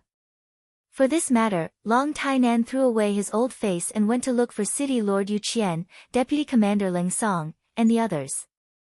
Unfortunately, the effect wasn't very good. This didn't mean that Qin Feng wasn't capable enough or that his contributions weren't enough. It was just that he was still too young. If he was allowed to take the position like this, what would happen to the other senior people? Thus, Long Tainan only wrote Qin Feng's name in the recommendation letter from the Ministry of Public Security and then prepared to resign himself to fate. However, everyone knew that it was difficult to obtain such an important position just by relying on the recommendation of the Ministry of Public Security. This was where his worry lay. He didn't expect that Yang Duo would see it all. Then, she made a move. However, she was afraid that she wouldn't get permission, so she acted first and reported later. Originally, Yang Duo was prepared to tell Yang Qindong in person when he returned to Qian City for the new year. However, there was already news that the war in Qian City was tense and he might not return this new year, so she simply sent a telegram to express her intentions. Yang Duo didn't want her husband to worry too much. In addition, Qin Feng was indeed a talent, so she directly sent 2 telegrams in her own name. When the telegrams were received, Yang Qindong just glanced at them and put them aside. He casually said to Beta Persei, "My 7th sister is even recommending talents. Alright, go and check it out later and see who this Qin Feng is." After receiving the order, Beta Persei immediately nodded and went out to send telegrams to Yang Wu, who was staying in Qian City, and Yang San, who was the director of the security bureau. Since it was something that the young master was concerned about, it was not a small matter. In the beginning city, Tiger's Mane, who also received the telegram, revealed a helpless expression. The establishment of a new army was no longer a secret. With the help of the logistics commander, Yang Si, the soldiers had basically gathered, but the commander had not been completely decided yet. This gave Tiger's Mane, who was about to become the commander, a headache.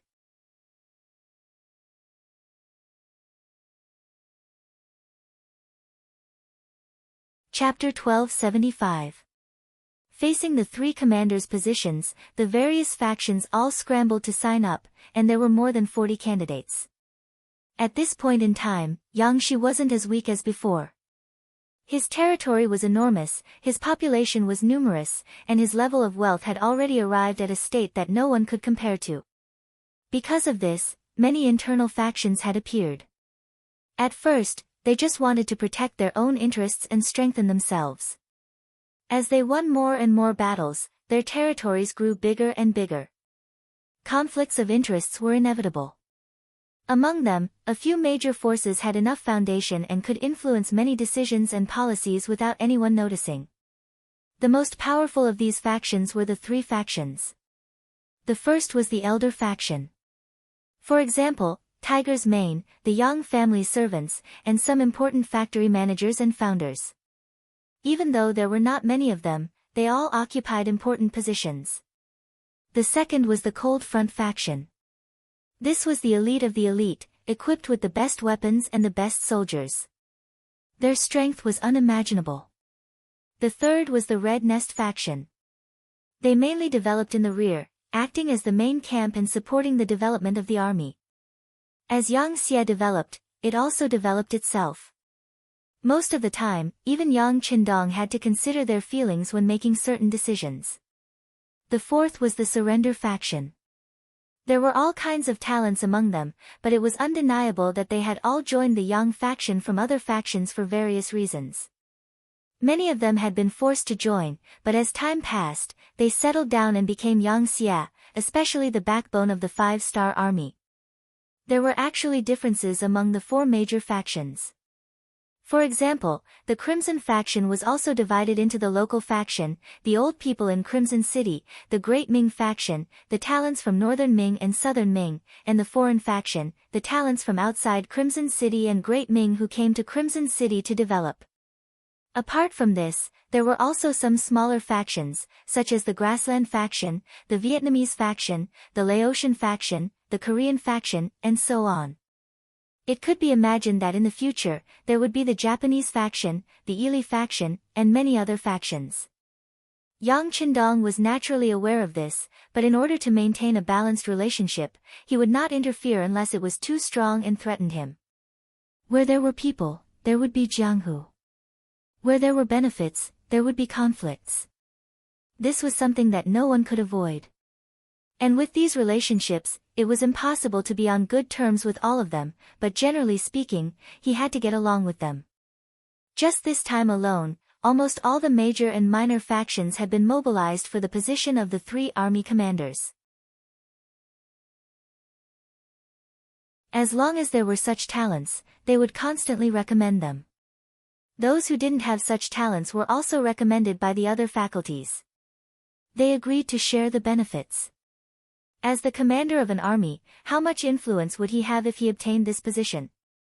How many officer positions would he be able to arrange? Just thinking about it made people envious. Because of this, Tiger's man had the biggest headache. As the new commander of the army, what he needed to do was not to be impartial.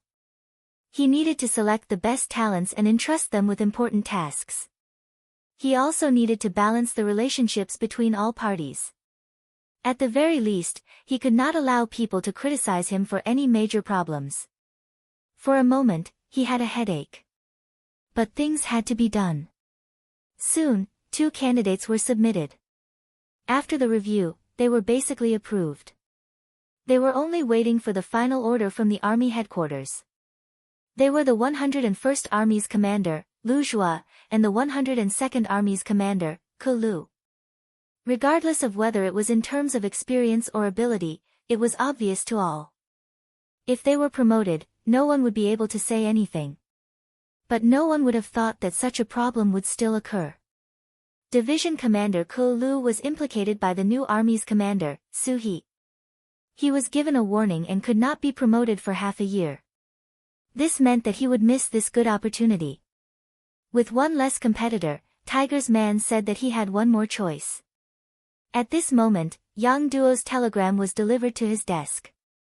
When this telegram was delivered, there was an attachment. It said that the same telegram was also delivered to Yang Qindong. Tiger's man could not ignore this. Who was Yang Duo?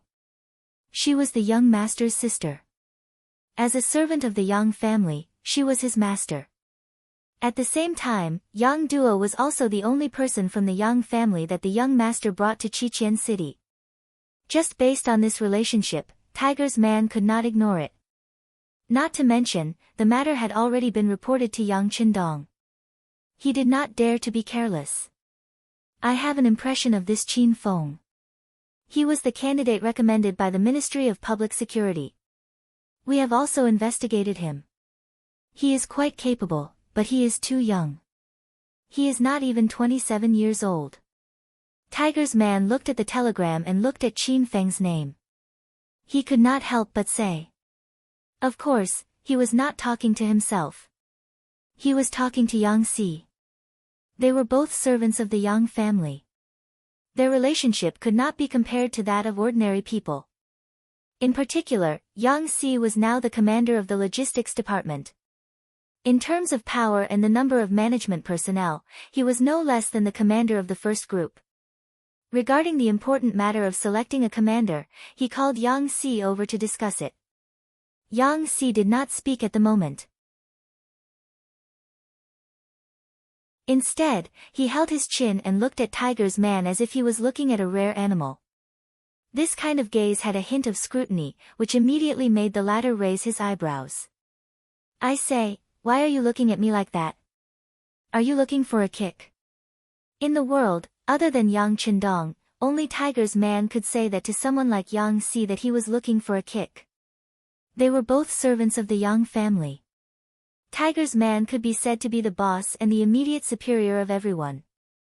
Of course, he did not really want to kick anyone. It was just a kind of joke to show intimacy. However, there was a certain degree of pressure. At least, Yang Si, who was afraid of being kicked, immediately became serious. Tiger's man, don't talk about age. Young master is not even 30 years old. This sentence was said by Tiger's man. He was stunned. Yes, Yang Qindong was born in 1430. It would be half a month before he turned 30 years old. Looking at the group of servants, they were not old. None of them were over 30 years old. But which one of them did not hold great power? Yes, we shouldn't judge people based on age. But who are we? How can Qin Feng compare to us? Tiger's man was still a little unconvinced. Yes, Qin Feng can't compare to us, but he won't be too far behind. He was recommended by Miss Seven, and this matter has been reported to the young master. I think we should keep this position for now. If my guess is right, it won't be long before the young master receives news. We just have to wait. As for the last commander position, we have to decide quickly. After all, the three armies can't be without a commander for a day. Yang Si was able to become the logistics commander and manage the relationships between all parties very smoothly. He was a person with a clear mind. That was why he had such an analysis. Naturally, whether it was Tiger's man or Yang Si, with their status, they only had one master in their eyes, and that was Yang Qindong. As long as they served the young master well, they did not have to care about other people's opinions. But the problem was that this was recommended by Yang Duo. Even the young master would have some misgivings, so it was not up to them to think too much. Regarding Yang Si's ability, Hu Mang could be considered to be very familiar with it. Hearing him say this, he nodded and said, "Okay, since that's the case, we will leave a position. Now, let's discuss the last commander." At the end of December, 1460 was coming. It was only a few days before the five-star army, and good news came one after another. First, the heavily surrounded 50,000 Walla cavalry finally chose to surrender. Their commander, Taiyin, also died of a serious illness due to his poor health. In the end, his subordinates chose to surrender to the five-star army. To be able to become Walla's elite cavalry, their strength was very good. As long as they changed their mindset, once they joined the five-star army, they would definitely be a group of elite soldiers with decent strength. These people did not need to undergo any systematic training at all. As long as they adapted to the military rules of the five-star army, they would quickly become qualified soldiers. This was equivalent to having an additional 50,000 reserve troops. For the five-star army that entered the Yilabali area, this was a force that could not be ignored. Second, the scouts had sent back accurate information. Under the leadership of Yes Hen, 60,000 Walla cavalry crossed the Altai Mountains and entered the northern grasslands. This kind of decision to leave in a hurry already proved that they were afraid of becoming enemies with the five-star army. It was believed that as long as this trend continued, they would not dare to become enemies with the five-star army. This indirectly meant that when the five-star army conquered the Yilabali area, there would be one less strong opponent. Third, the new army would be officially established a few days later on the 1st of January 1460. The commander of the army, Tiger's Mane, had 3 armies and 1 division directly under him. Each division had 4 divisions, each division had 4 regiments, a total of 33,600 people in each army. The army had about 118,000 combat personnel, logistics personnel, and mechanical personnel. Commander Tiger's Mane, 101st Army Commander Lu Zhua, 102nd Army Commander He Chong, who was selected from countless people. He had served as a squad leader, platoon leader, company commander, battalion commander, and deputy commander in the Cold Vanguard Army. He later served as the deputy chief of staff in the army headquarters, 103rd Army Commander Qin Feng, recommended by Yang Qindong and approved by Yang Qindong, and the new division directly under him, Deng Yu. Fourth, the migration of 2 million people from the Yangtze provinces were entering the first city in batches. From there, they would gradually replace the people in the Yilabali area and become the new owners of the area. Everything seemed to be in order. Yang Qindong's territory was Lufan City. Once this area was occupied, it would become the capital. Now, a lot of boulders and cement were being transported to the city. They were just waiting for spring to start building the city. At this moment, Yang Qindong looked like he was going to go to war and would not stop until he occupied this area. This posture also made Yilabali, Turkmenistan, and Yarqiang very nervous. After the five-star army failed twice, the Walla cavalry left and the Kazakh army retreated in fear. At this time, they no longer had any outside help.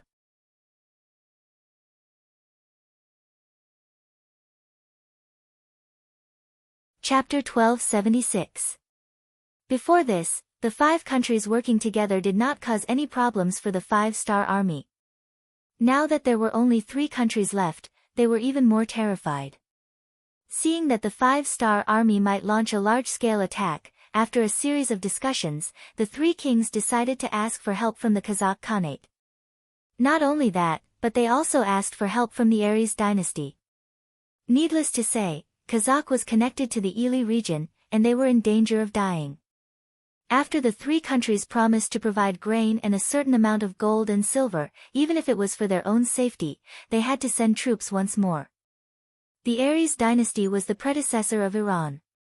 Under the leadership of Wuzong Hasan, they had just defeated the Black Goat dynasty. They were at the peak of their military strength and wanted to expand outwards. The 3 countries took the initiative to ask for help while paying a certain amount of gold and silver. This was what Wuzong Hasan wanted, and they quickly came to a decision to send troops. King Hasan was born in a Turkmen noble family and believed in the Sunnis. He knew the Qur'an and was familiar with Turkic, Persian, and Arabic. He worshipped martial arts and was brave and smart. Since young, he had ambitions that were different from normal people. At this moment, he had just dealt with the Black Goat dynasty, and his strength was at its peak. The number of cavalry under him had reached 300,000. Raising these troops for nothing was a huge financial burden, but he could not find a suitable target to attack all of a sudden. Now that the 3 countries had sent themselves to his door, how could he not take it? Both sides agreed that after the Aries dynasty opened up, they would move towards the 3 countries and work together to fight the five-star army. The year 1460 had finally arrived. During the new year, the various troops gathered here. Yang Qindong drank and chatted with the various generals in the palace. This was a rare gathering. Yang Qindong took the opportunity to adjust the deployment of the army and formulate a military plan for the annexation of Yilianli. This time, the higher-ups of the five-star army who attended the banquet had 5 people. They were the 1st Cavalry Division's Tiger's Man, the new army's commander Su He, Shirwan Shan, the 1st Race's commander Bai Shuang, and the 2nd Race's commander Niu Duo. Apart from that, there was the Mongol Alliance Army's commander Narisong, 30,000 cavalry under him, the 4th Division Ling Feng, the Liaodong 1st Cavalry Division's Dai Qua, and some other direct regiments. All in all, the five-star army had gathered up to 200,000 troops. This did not include the 150,000 captives from the past few battles and the 100,000 reserve troops sent by Yang Si, the logistics commander of the first city. With these sufficient reserves, no matter which army or division suffered losses in the following battles, they would be able to quickly replenish their losses. This was something that the other powers could not compare to. Not only that, Turpan, Baisbali, and Hobak Seri had nearly 2 million civilians from the other provinces of the Yang family. They were waiting for the five-star army to take over the new cities and redistribute the new lands after their victory. Taking advantage of the 3 months of continuous heavy snow, Yang Qindong had made all the preparations. He had also accumulated a large amount of military supplies in the 3 cities. Once they were ready, he would be able to wield his troops and be invincible with just one order. Compared to Yang Qindong's ample preparations, the 3 countries did not surrender without a fight. After failing to send envoys to make peace, they also contacted the Kazakh Khanate and the Aries dynasty respectively. The former decided to send 100,000 troops, while the latter sent 150,000. If one added in the troops of the 3 countries, the total number was close to 1 million. Another huge war was unavoidable. In the banquet, everyone only drank and talked, the atmosphere was not bad. On the second day after the banquet, when everyone arrived at the military conference hall in the palace and saw Jean Xian's sand table in front of them, all the military officers' faces turned solemn. Yang Qindong was still dressed in a clean green robe, holding a thin and sturdy pointer in his hand. Before he even opened his mouth, he had already attracted everyone's attention. Generals, our intelligence department received important news a few days ago. The Ili region, Turpan, and Yarqiang tribes have already secretly asked for help from the Kazakh and Aries dynasty. After paying a certain price, they have already persuaded the two countries to send 200,000 cavalry to fight a decisive battle with our 5-star army.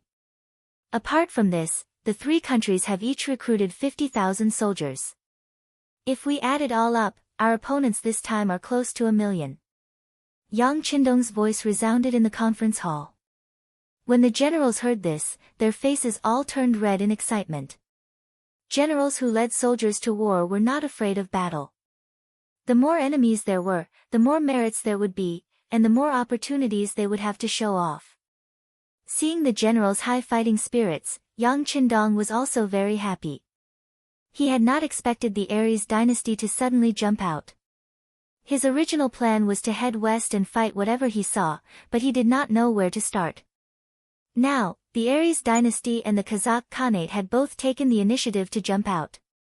This was the best thing that could happen. Yang Qindong was very satisfied with the general's fighting spirit and morale.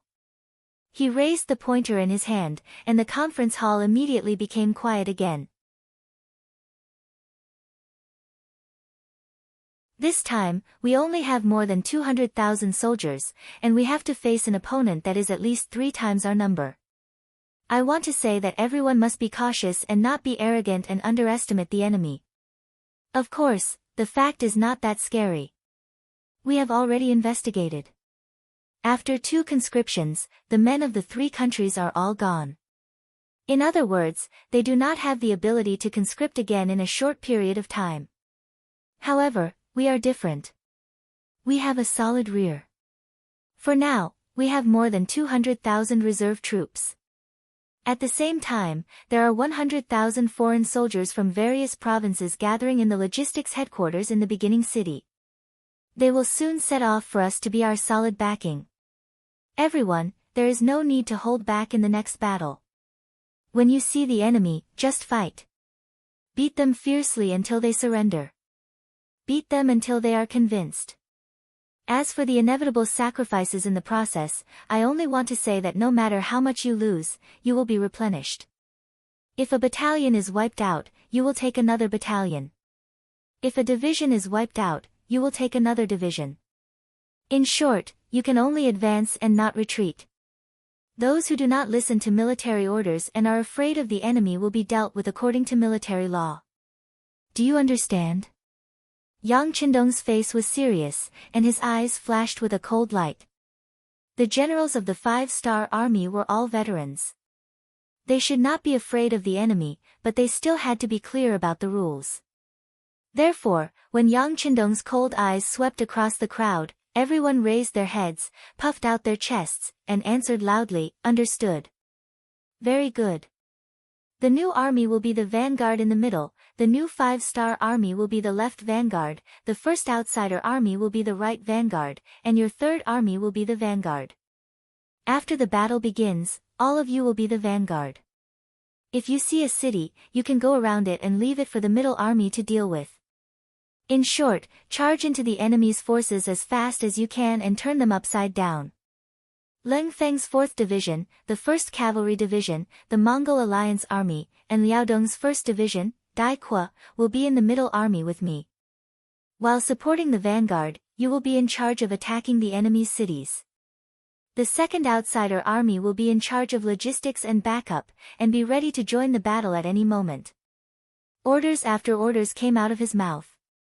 All the generals who were called out stood up straight and answered. The entire meeting room was filled with a sense of nervousness and majesty before a huge battle. 3 Eastern Province. This was a huge province that had just been established half a year ago. It was responsible for protecting Liaodong, developing agriculture and logistics. As the great general, Yi Ligang had a heavy responsibility. In just half a year, he had clashed with the Baiming army in the Liaodong region more than 10 times. He had suppressed them to the south of the logistics line and ensured that the 5-star army had enough supplies. As a surrendered general, Yi Ligang was entrusted with a heavy responsibility. After obtaining sufficient military and financial power, he also fully demonstrated his talent. After personally commanding several battles, he also established enough prestige in the army of the 3 eastern provinces. In the past 6 months, it was also the happiest 6 months in Yi Ligang's life. He could finally exert his strength without any restrictions. Watching the army become stronger day by day under his own integration, and seeing that the people had food to eat and clothes to wear this winter under Yang Qindong's policy of not collecting agricultural taxes for 2 years, he felt infinite pride in his heart. Wasn't this the life he had always wanted, the life he had always wanted to see? He did not expect it to come true like this. In comparison, looking at the Baiming civilians living outside the 3 eastern provinces, they were still the same. They did not have enough food and clothes, and they were still suffering. At this moment, Yi Ligang only hoped that Bugnam of Gojoseon could quickly solve the problems in the Ili region and return to Liaodong to save more Han civilians. With such thoughts in his heart, Yi Ligang had been working hard. Together with Governor Lu Ji, they did their best to manage the 3 eastern provinces and increase their strength. It was the new year. After Yi Ligang paid a visit to Governor Lu Ji in the morning, he returned to his own residence and celebrated the arrival of the new year with the people in the Yi residence. He firmly believed that each year in the future would be better and stronger than the previous year. However, just as the entire residence and city was celebrating, an uninvited guest suddenly appeared outside the Yi residence. Under the lead of the unattractive butler, he came to Yi Ligang's study room.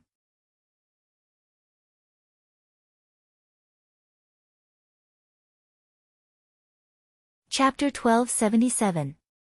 At this moment, Yi Ligang's face no longer had the happy smile he had during the new year. There was only a cold expression. Especially after the person was brought in front of him, he said with a frosty expression, "I really didn't expect that Tongji Dai would travel thousands of miles to come to our remote place during the new year. He really put a lot of thought into this."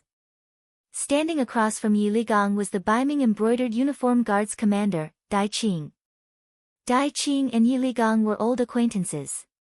In the past, Dai Qing was a small official in the embroidered uniform guard in the new, Gandusi district.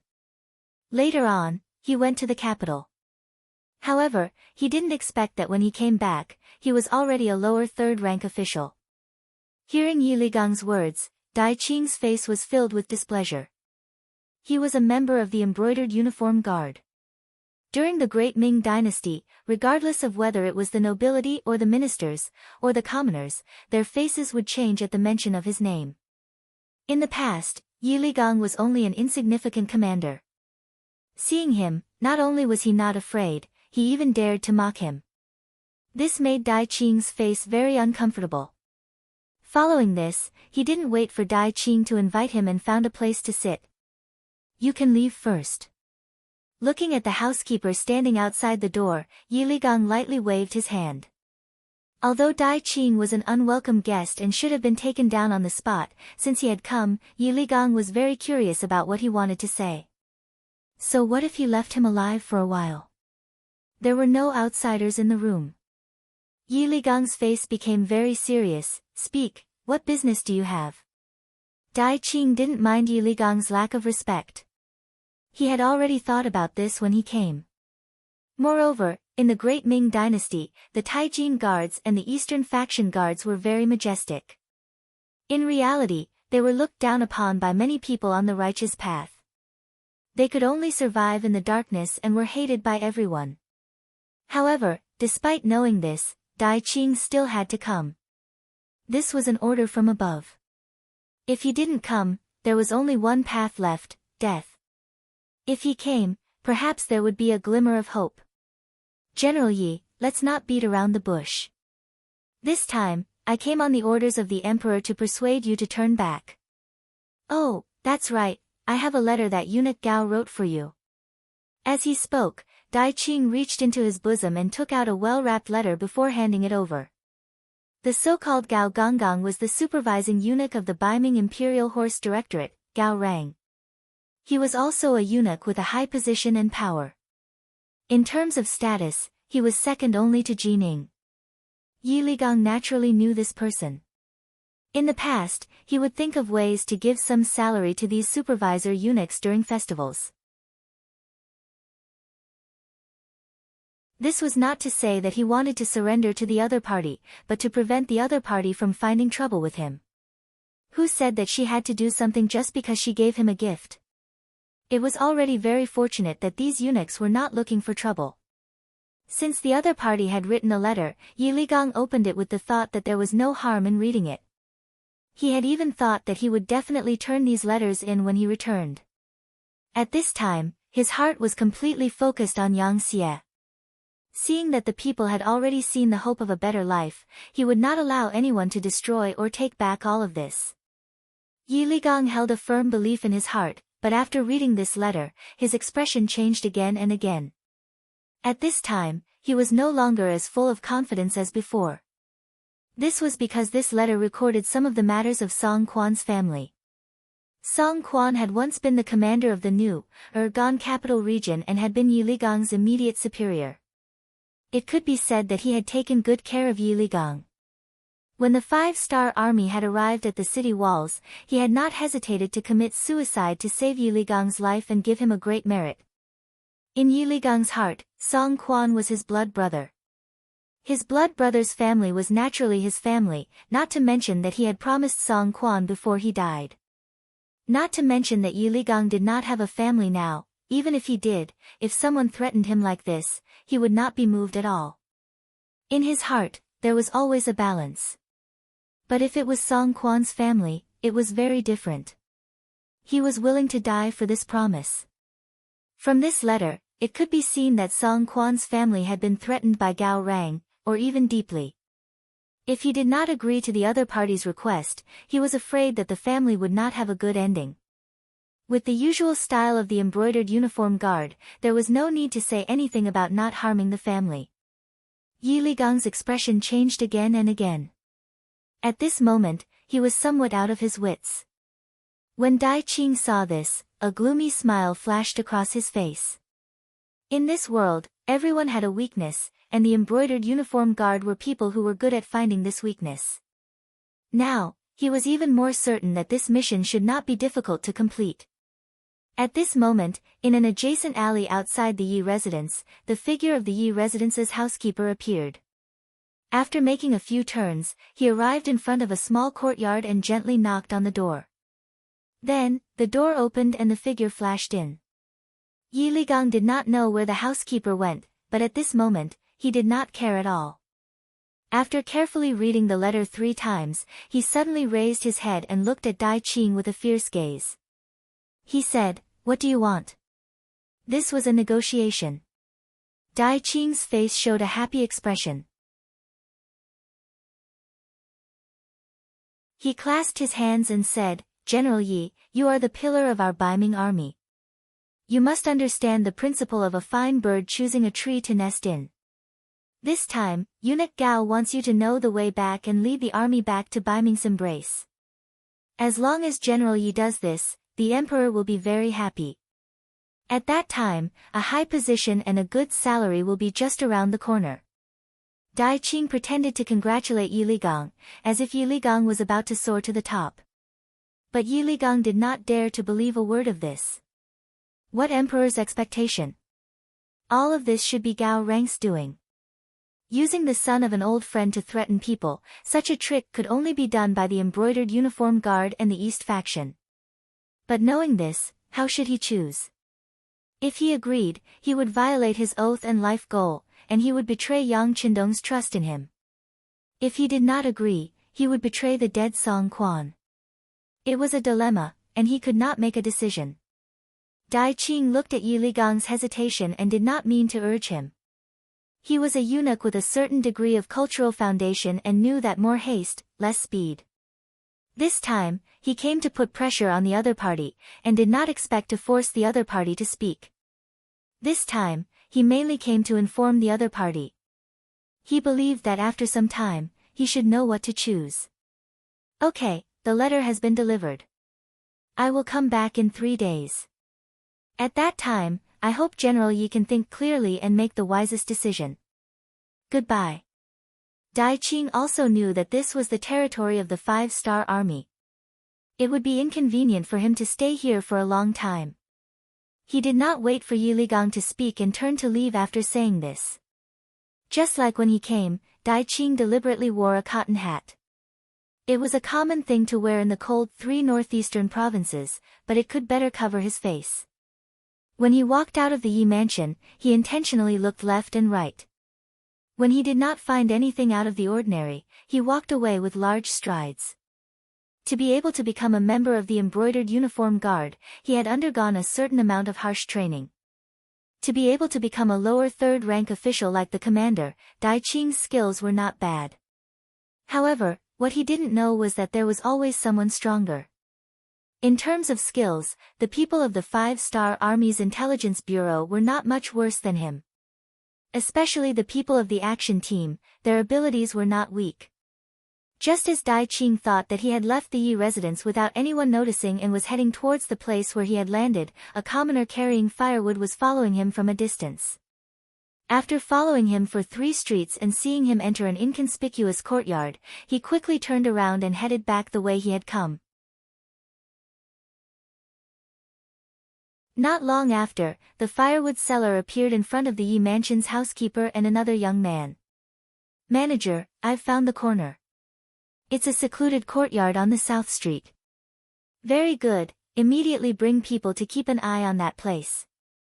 The young man who was called the manager nodded in satisfaction. Then he said to the housekeeper beside him, you should go back. You've been out for a long time, don't make people suspicious. Okay. After the housekeeper agreed, he quickly pushed open the door and left. The manager's eyes flashed with a light. After standing there for a while, he turned around and walked into the depths of the courtyard. Yi Ligang probably didn't know that when Yang Xie gave him this mansion, including the housekeeper and servants, there were many spies. It was still the same saying, don't doubt the people you use, even if you suspect them, use them. Originally, Yi Ligang didn't have a family. His parents and brothers were no longer around. For such a person, how could he not take any precautions when he could use him? Not only was he prepared, but the Yangxie Security Bureau's stronghold in the 3 eastern provinces was near the Yi mansion to prevent any accidents. Unexpectedly, there was actually someone who came to find Yi Ligang. Although the housekeeper didn't know the identity of the other party, the words, Dai Tongji, already exposed a lot of problems. At the very least, this person wasn't a Yangxie person. From his official position, it was very likely that he was a Baiming official. The manager's surname was Ning and his name was Gang. As the highest level existence of the Security Bureau in the 3 eastern provinces, his main purpose was to find out some military information about the Baiming army and to become enemies with the brocade-gowned guards. Yang Qindong had never been careless about the brocade-gowned guards. To be able to become such a notorious existence, whether it was in history or movies, was enough to prove their influence and destructive power. It was because of this that Yang Qindong had long ago entrusted the Wolf Fang Special Forces to send instructors to the Security Bureau and the CIA. A real intelligence officer should be proficient in both the pen and the sword. Especially as Yang Xie's territory grew bigger and bigger, there were likely to be more and more tricks in the dark. He had to be prepared.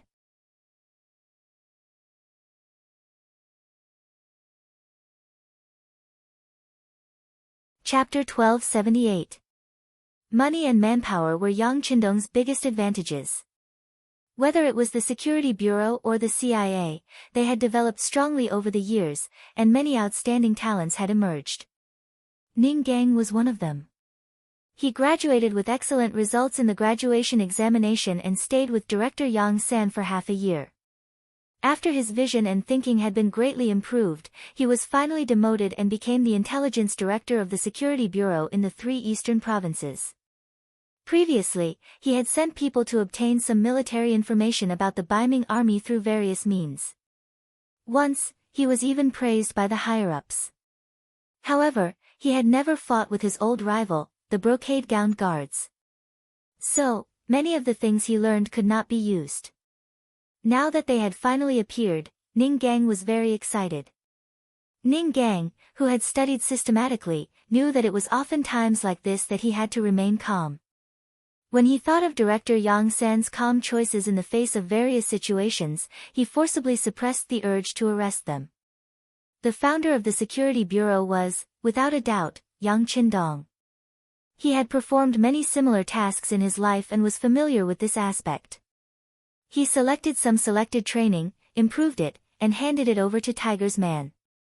Later, Yang Qindong was promoted by the deputy director and learned a lot from Yang Qindong. It could be said that he had completely inherited the mantle. As one of the students that Yang San was very satisfied with, Ning Gang naturally would not be too bad. He knew that the brocade-gowned guards was a powerful organization. Once they appeared, they would not be alone. In order to complete the task, they often did not even form a team. Usually, they would have a backup plan. His task was to find out all the members of the brocade-gowned guards that had appeared. He absolutely could not leave a little bit of trouble behind. If they wanted to do this, they would have to rely on Dai Tongji. At this time, Dai Qing did not know that he was being watched. In the past, he had also come to the Liaodong region for missions and secretly dealt with some disobedient officials. There had never been any problems. Now, these people only had a change of master, but the place had not changed. What was there to be afraid of?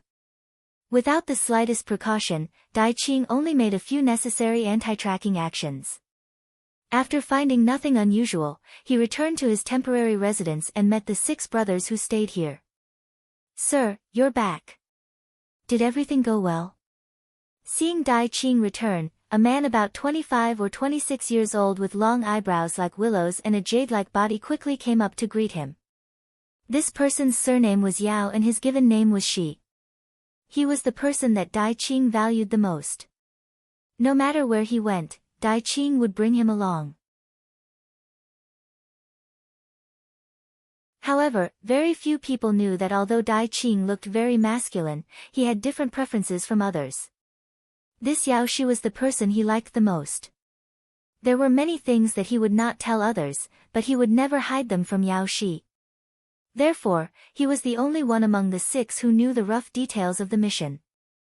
As soon as he saw Yao Shi, Dai Qing's heart skipped a beat. Since he was in a good mood, he naturally spoke more casually. "I've talked to him. There shouldn't be any problems. However, we still need to make another preparation.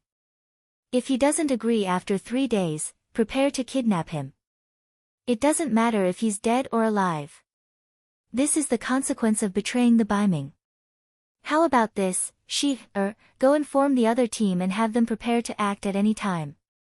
No matter what, Dai Qing was still a commander in the embroidered uniform guard.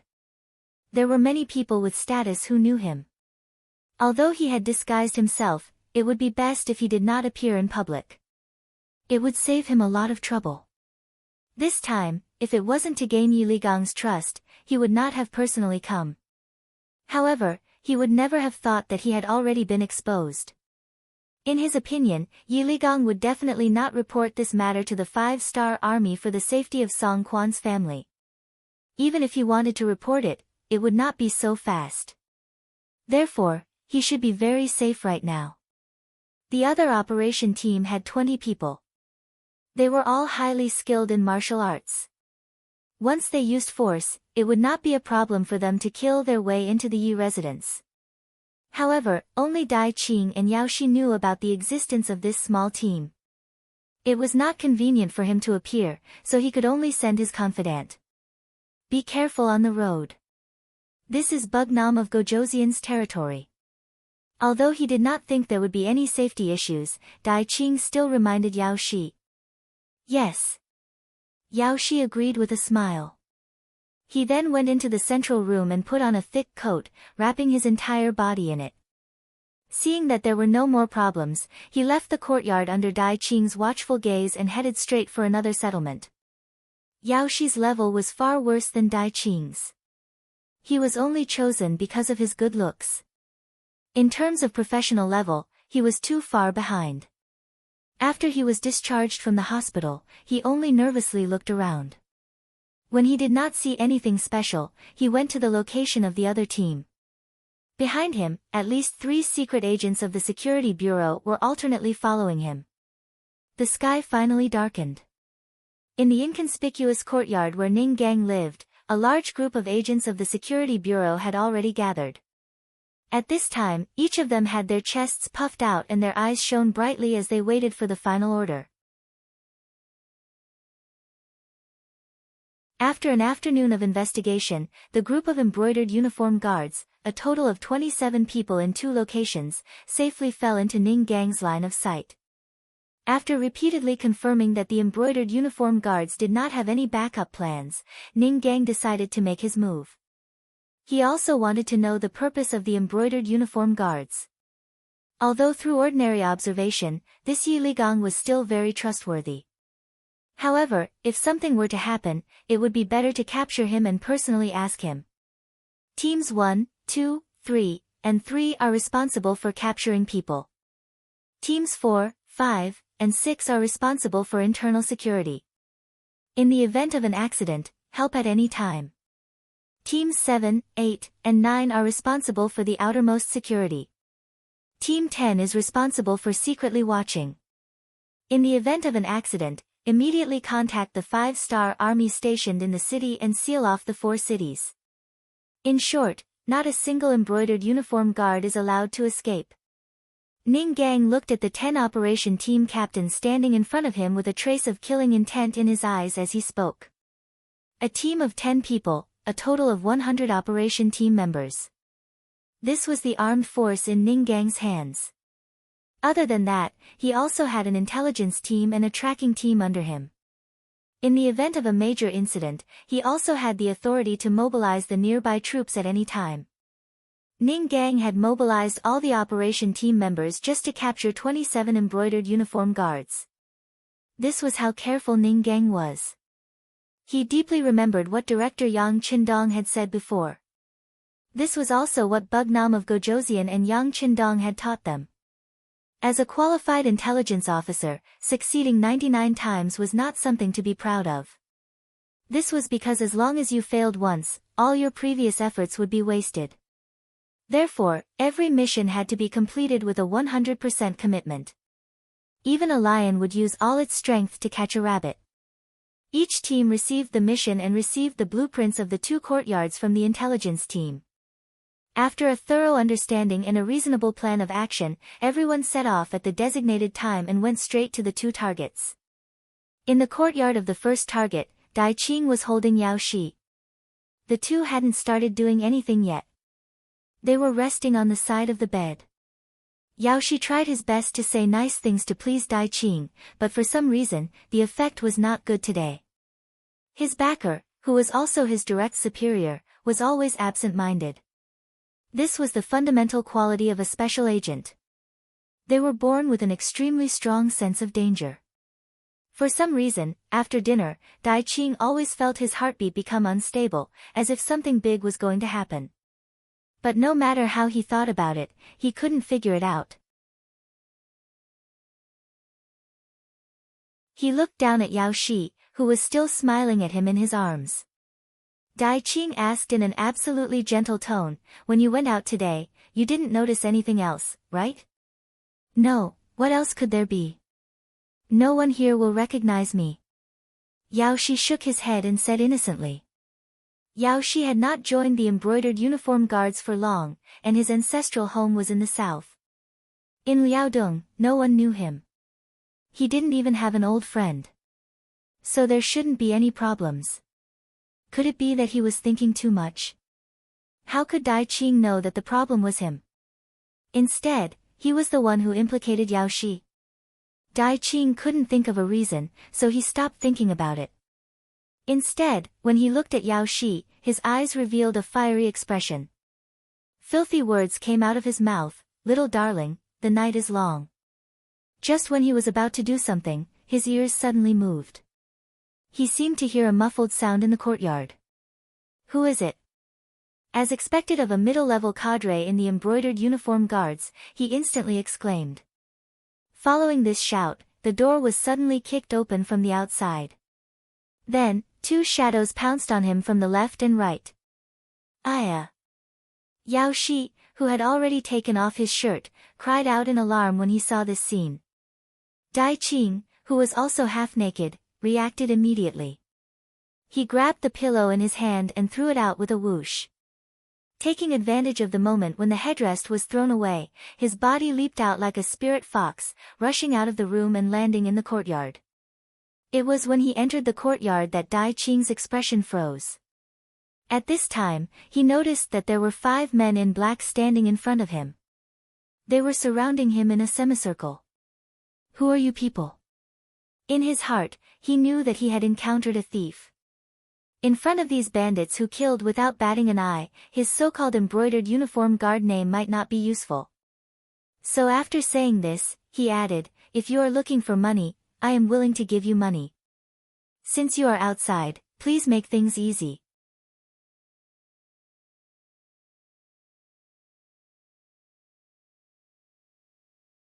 Chapter 1279. Cut the crap. Capture him. I want him alive. The leader of the 5 people was Ning Gang. He was worried about the situation here, so he personally led the team here.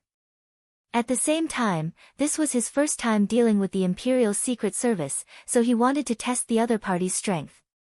When the 4 team members beside him heard the supervisor's words, they rushed forward without another word. However, in order to capture him alive, they abandoned their weapons and rushed forward with their bare hands. What a good Dai Qing! Facing the 4 people rushing at him with a half-naked body, he was fearless. His fist was like the wind as he met them head-on. With a dull thud, the operation team member staggered back 3 steps, revealing an opening. With one punch, he forced an operation team member to retreat. However, Dai Qing's expression also froze. Although he did not use his full strength in that punch, he still used 70% of it. He originally thought that he would be able to send the person flying, but he only retreated 3 steps. It seemed that the other party did not come with good intentions and was not weak. In the blink of an eye, the other 3 team members rushed forward together. For a moment, punches and kicks rained down on Dai Qing's body like a storm. Dai Qing, who protected his head with both hands and his key parts, took several fierce punches. Taking advantage of the opponent's first wave of attacks, before the second wave of attacks came, his body suddenly rushed in one direction. With a mountain lean, he knocked one of the operation team members to the ground. Then, with a long leg sweep, he knocked another team member to the ground. After that, he extended his free hands and smashed towards the last team member. This series of reactions happened in the blink of an eye. The remaining operation team member kept retreating. His hands kept moving in front of him to protect himself, and at the same time, he wanted to dissipate the power of Dai Qing's attacks. After 3 consecutive punches, he still did not knock the opponent down. Dai Qing was anxious. He did not know how many tricks the opponent had.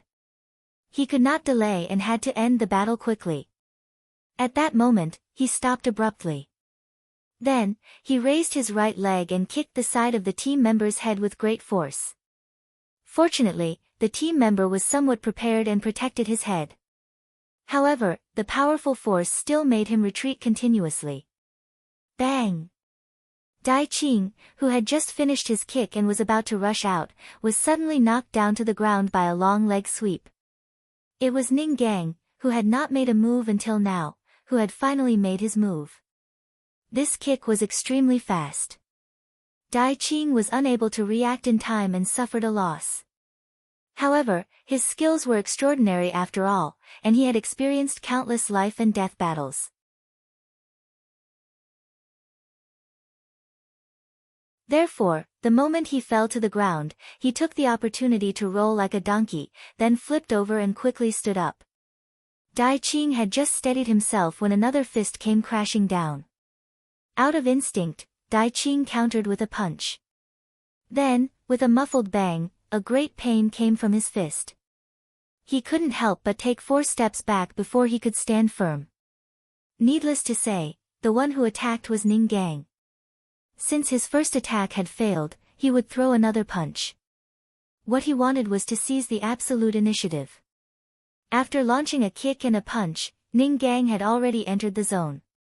His body was as light as a swallow as he leaped up and launched a chain of 3 kicks at Dai Qing, who was still retreating. Tong tong tong, there were several fierce attacks. When Dai Qing felt that both his arms were in so much pain that he couldn't even lift them up, he suddenly felt a pain in his legs. It was still a long leg sweeping attack. Once again, he was hit and fell to the ground.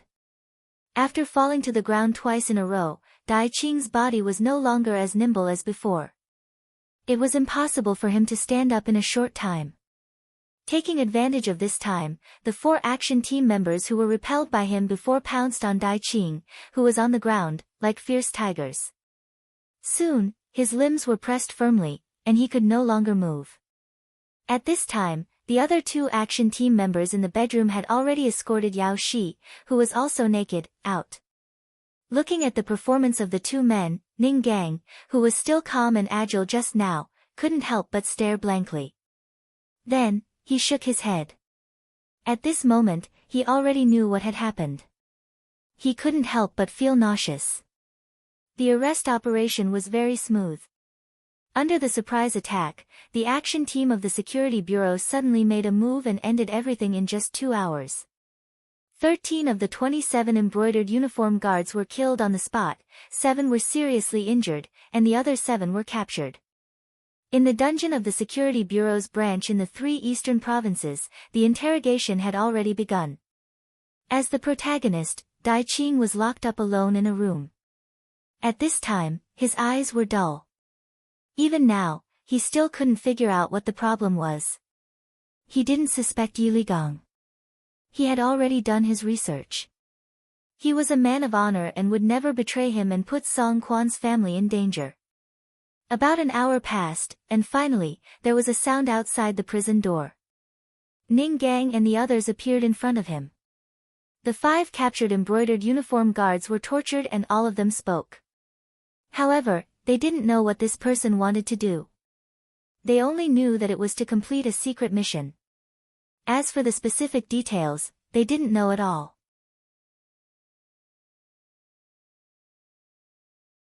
Therefore, even though they wanted to speak and even talked about many secrets of the embroidered uniform guards, none of them were related to this operation. The final mission still fell on Dai Qing's head. As soon as Ning Gang appeared, Dai Qing raised his head and looked at him with the help of the candlelight. Then, he let out a snort and turned his head to the side. He knew very well that the people outside didn't know about the mission at all. Even Yao Shi had only informed the other party that they were going to take action. They only knew about the general mission and it didn't matter. Seeing Dai Qing's uncooperative behavior, Ning Gang wasn't anxious. On the contrary, he looked at him with interest. Then, he chuckled and said, "You don't want to talk, right? It's fine. I hope you can hold on. If you want to kill me, then kill me. I'll still be a good man after 18 years. At this moment, Dai Qing showed a fearless expression. Oh. Still a good man after 18 years? Not bad.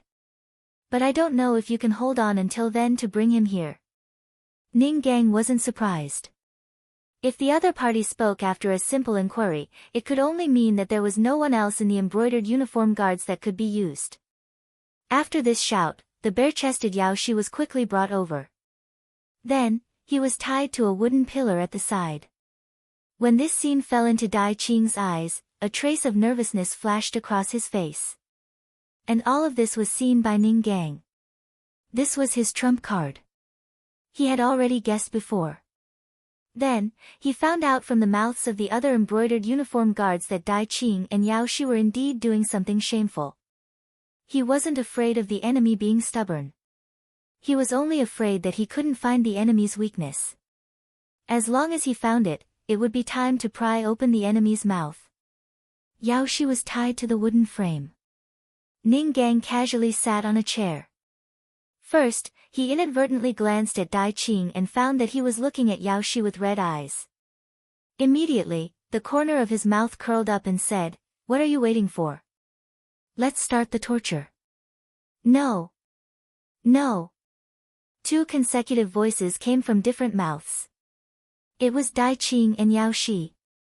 Yao Shi was afraid, and Dai Qing was worried. Ning Gang wasn't surprised at all by these two people's reactions. He looked at Yao Shi again and said, "You're so delicate. We really don't want to torture you, but there's no other way. Someone has to speak. Why are you here? Otherwise, I won't be able to report back." "Okay, let's not talk nonsense. Let's start the torture." "No." Yao Shi, who was afraid of being tortured, immediately shouted loudly. Then, he looked at Dai Qing and said, "Save me, save me. Didn't you say that you love me very much and are willing to give up everything for me?" If these words were said by a woman to a man, everyone would be able to accept it. After all, love between a man and a woman was a very normal thing. But when it came from a man talking to another man, no matter how handsome the man was, it made people feel a sense of disgust. At this moment, not to mention Ning Gang, even the other people participating in the interrogation hurriedly looked to the side. Obviously, they couldn't accept the reality in front of them. However, at this moment, Dai Qing didn't feel uncomfortable at all. On the contrary, he looked at Yao Shi affectionately with a look of struggle in his eyes. Next, Yao Shi shouted loudly, but Dai Qing didn't speak. He just looked conflicted and reluctant. It's time to add fuel to the fire. Ning Gang thought so in his heart. Then, he said to the torture staff, "What are you waiting for? Since there are people who don't care, let's start the torture." "Yes." A burly man agreed. Then, he raised his right hand and twisted the whip in his hand. When he saw that the whip was about to fall, Dai Qing, who had been silent, couldn't help but shout, "Don't hit, I'll talk, hit the snake where it hurts." However, no one would have thought that Dai Qing's weakness was actually a man.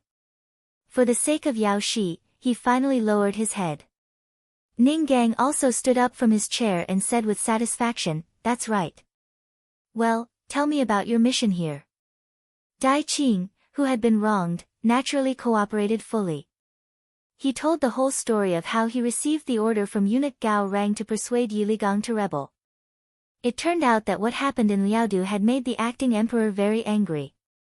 If they had only lost to the 5-star army in the war, it wouldn't be a big deal.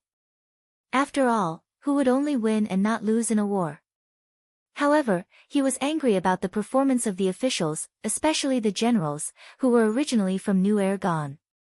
Didn't they say that martial artists valued righteousness and scholars despised each other? But why did so many generals and commanders choose to surrender? He couldn't figure it out. At the same time, he decided to punish these people. Otherwise, wouldn't everyone follow suit in the future? You're tuning in to the Blissful Bookshelf YouTube channel. We're so grateful for your support, and don't forget to subscribe to join us on this incredible journey through captivating stories. Your generosity through donations truly makes a world of difference, as it's the primary source of revenue that allows me to expand and enhance this channel for you. Thank you from the bottom of my heart for being a part of this adventure.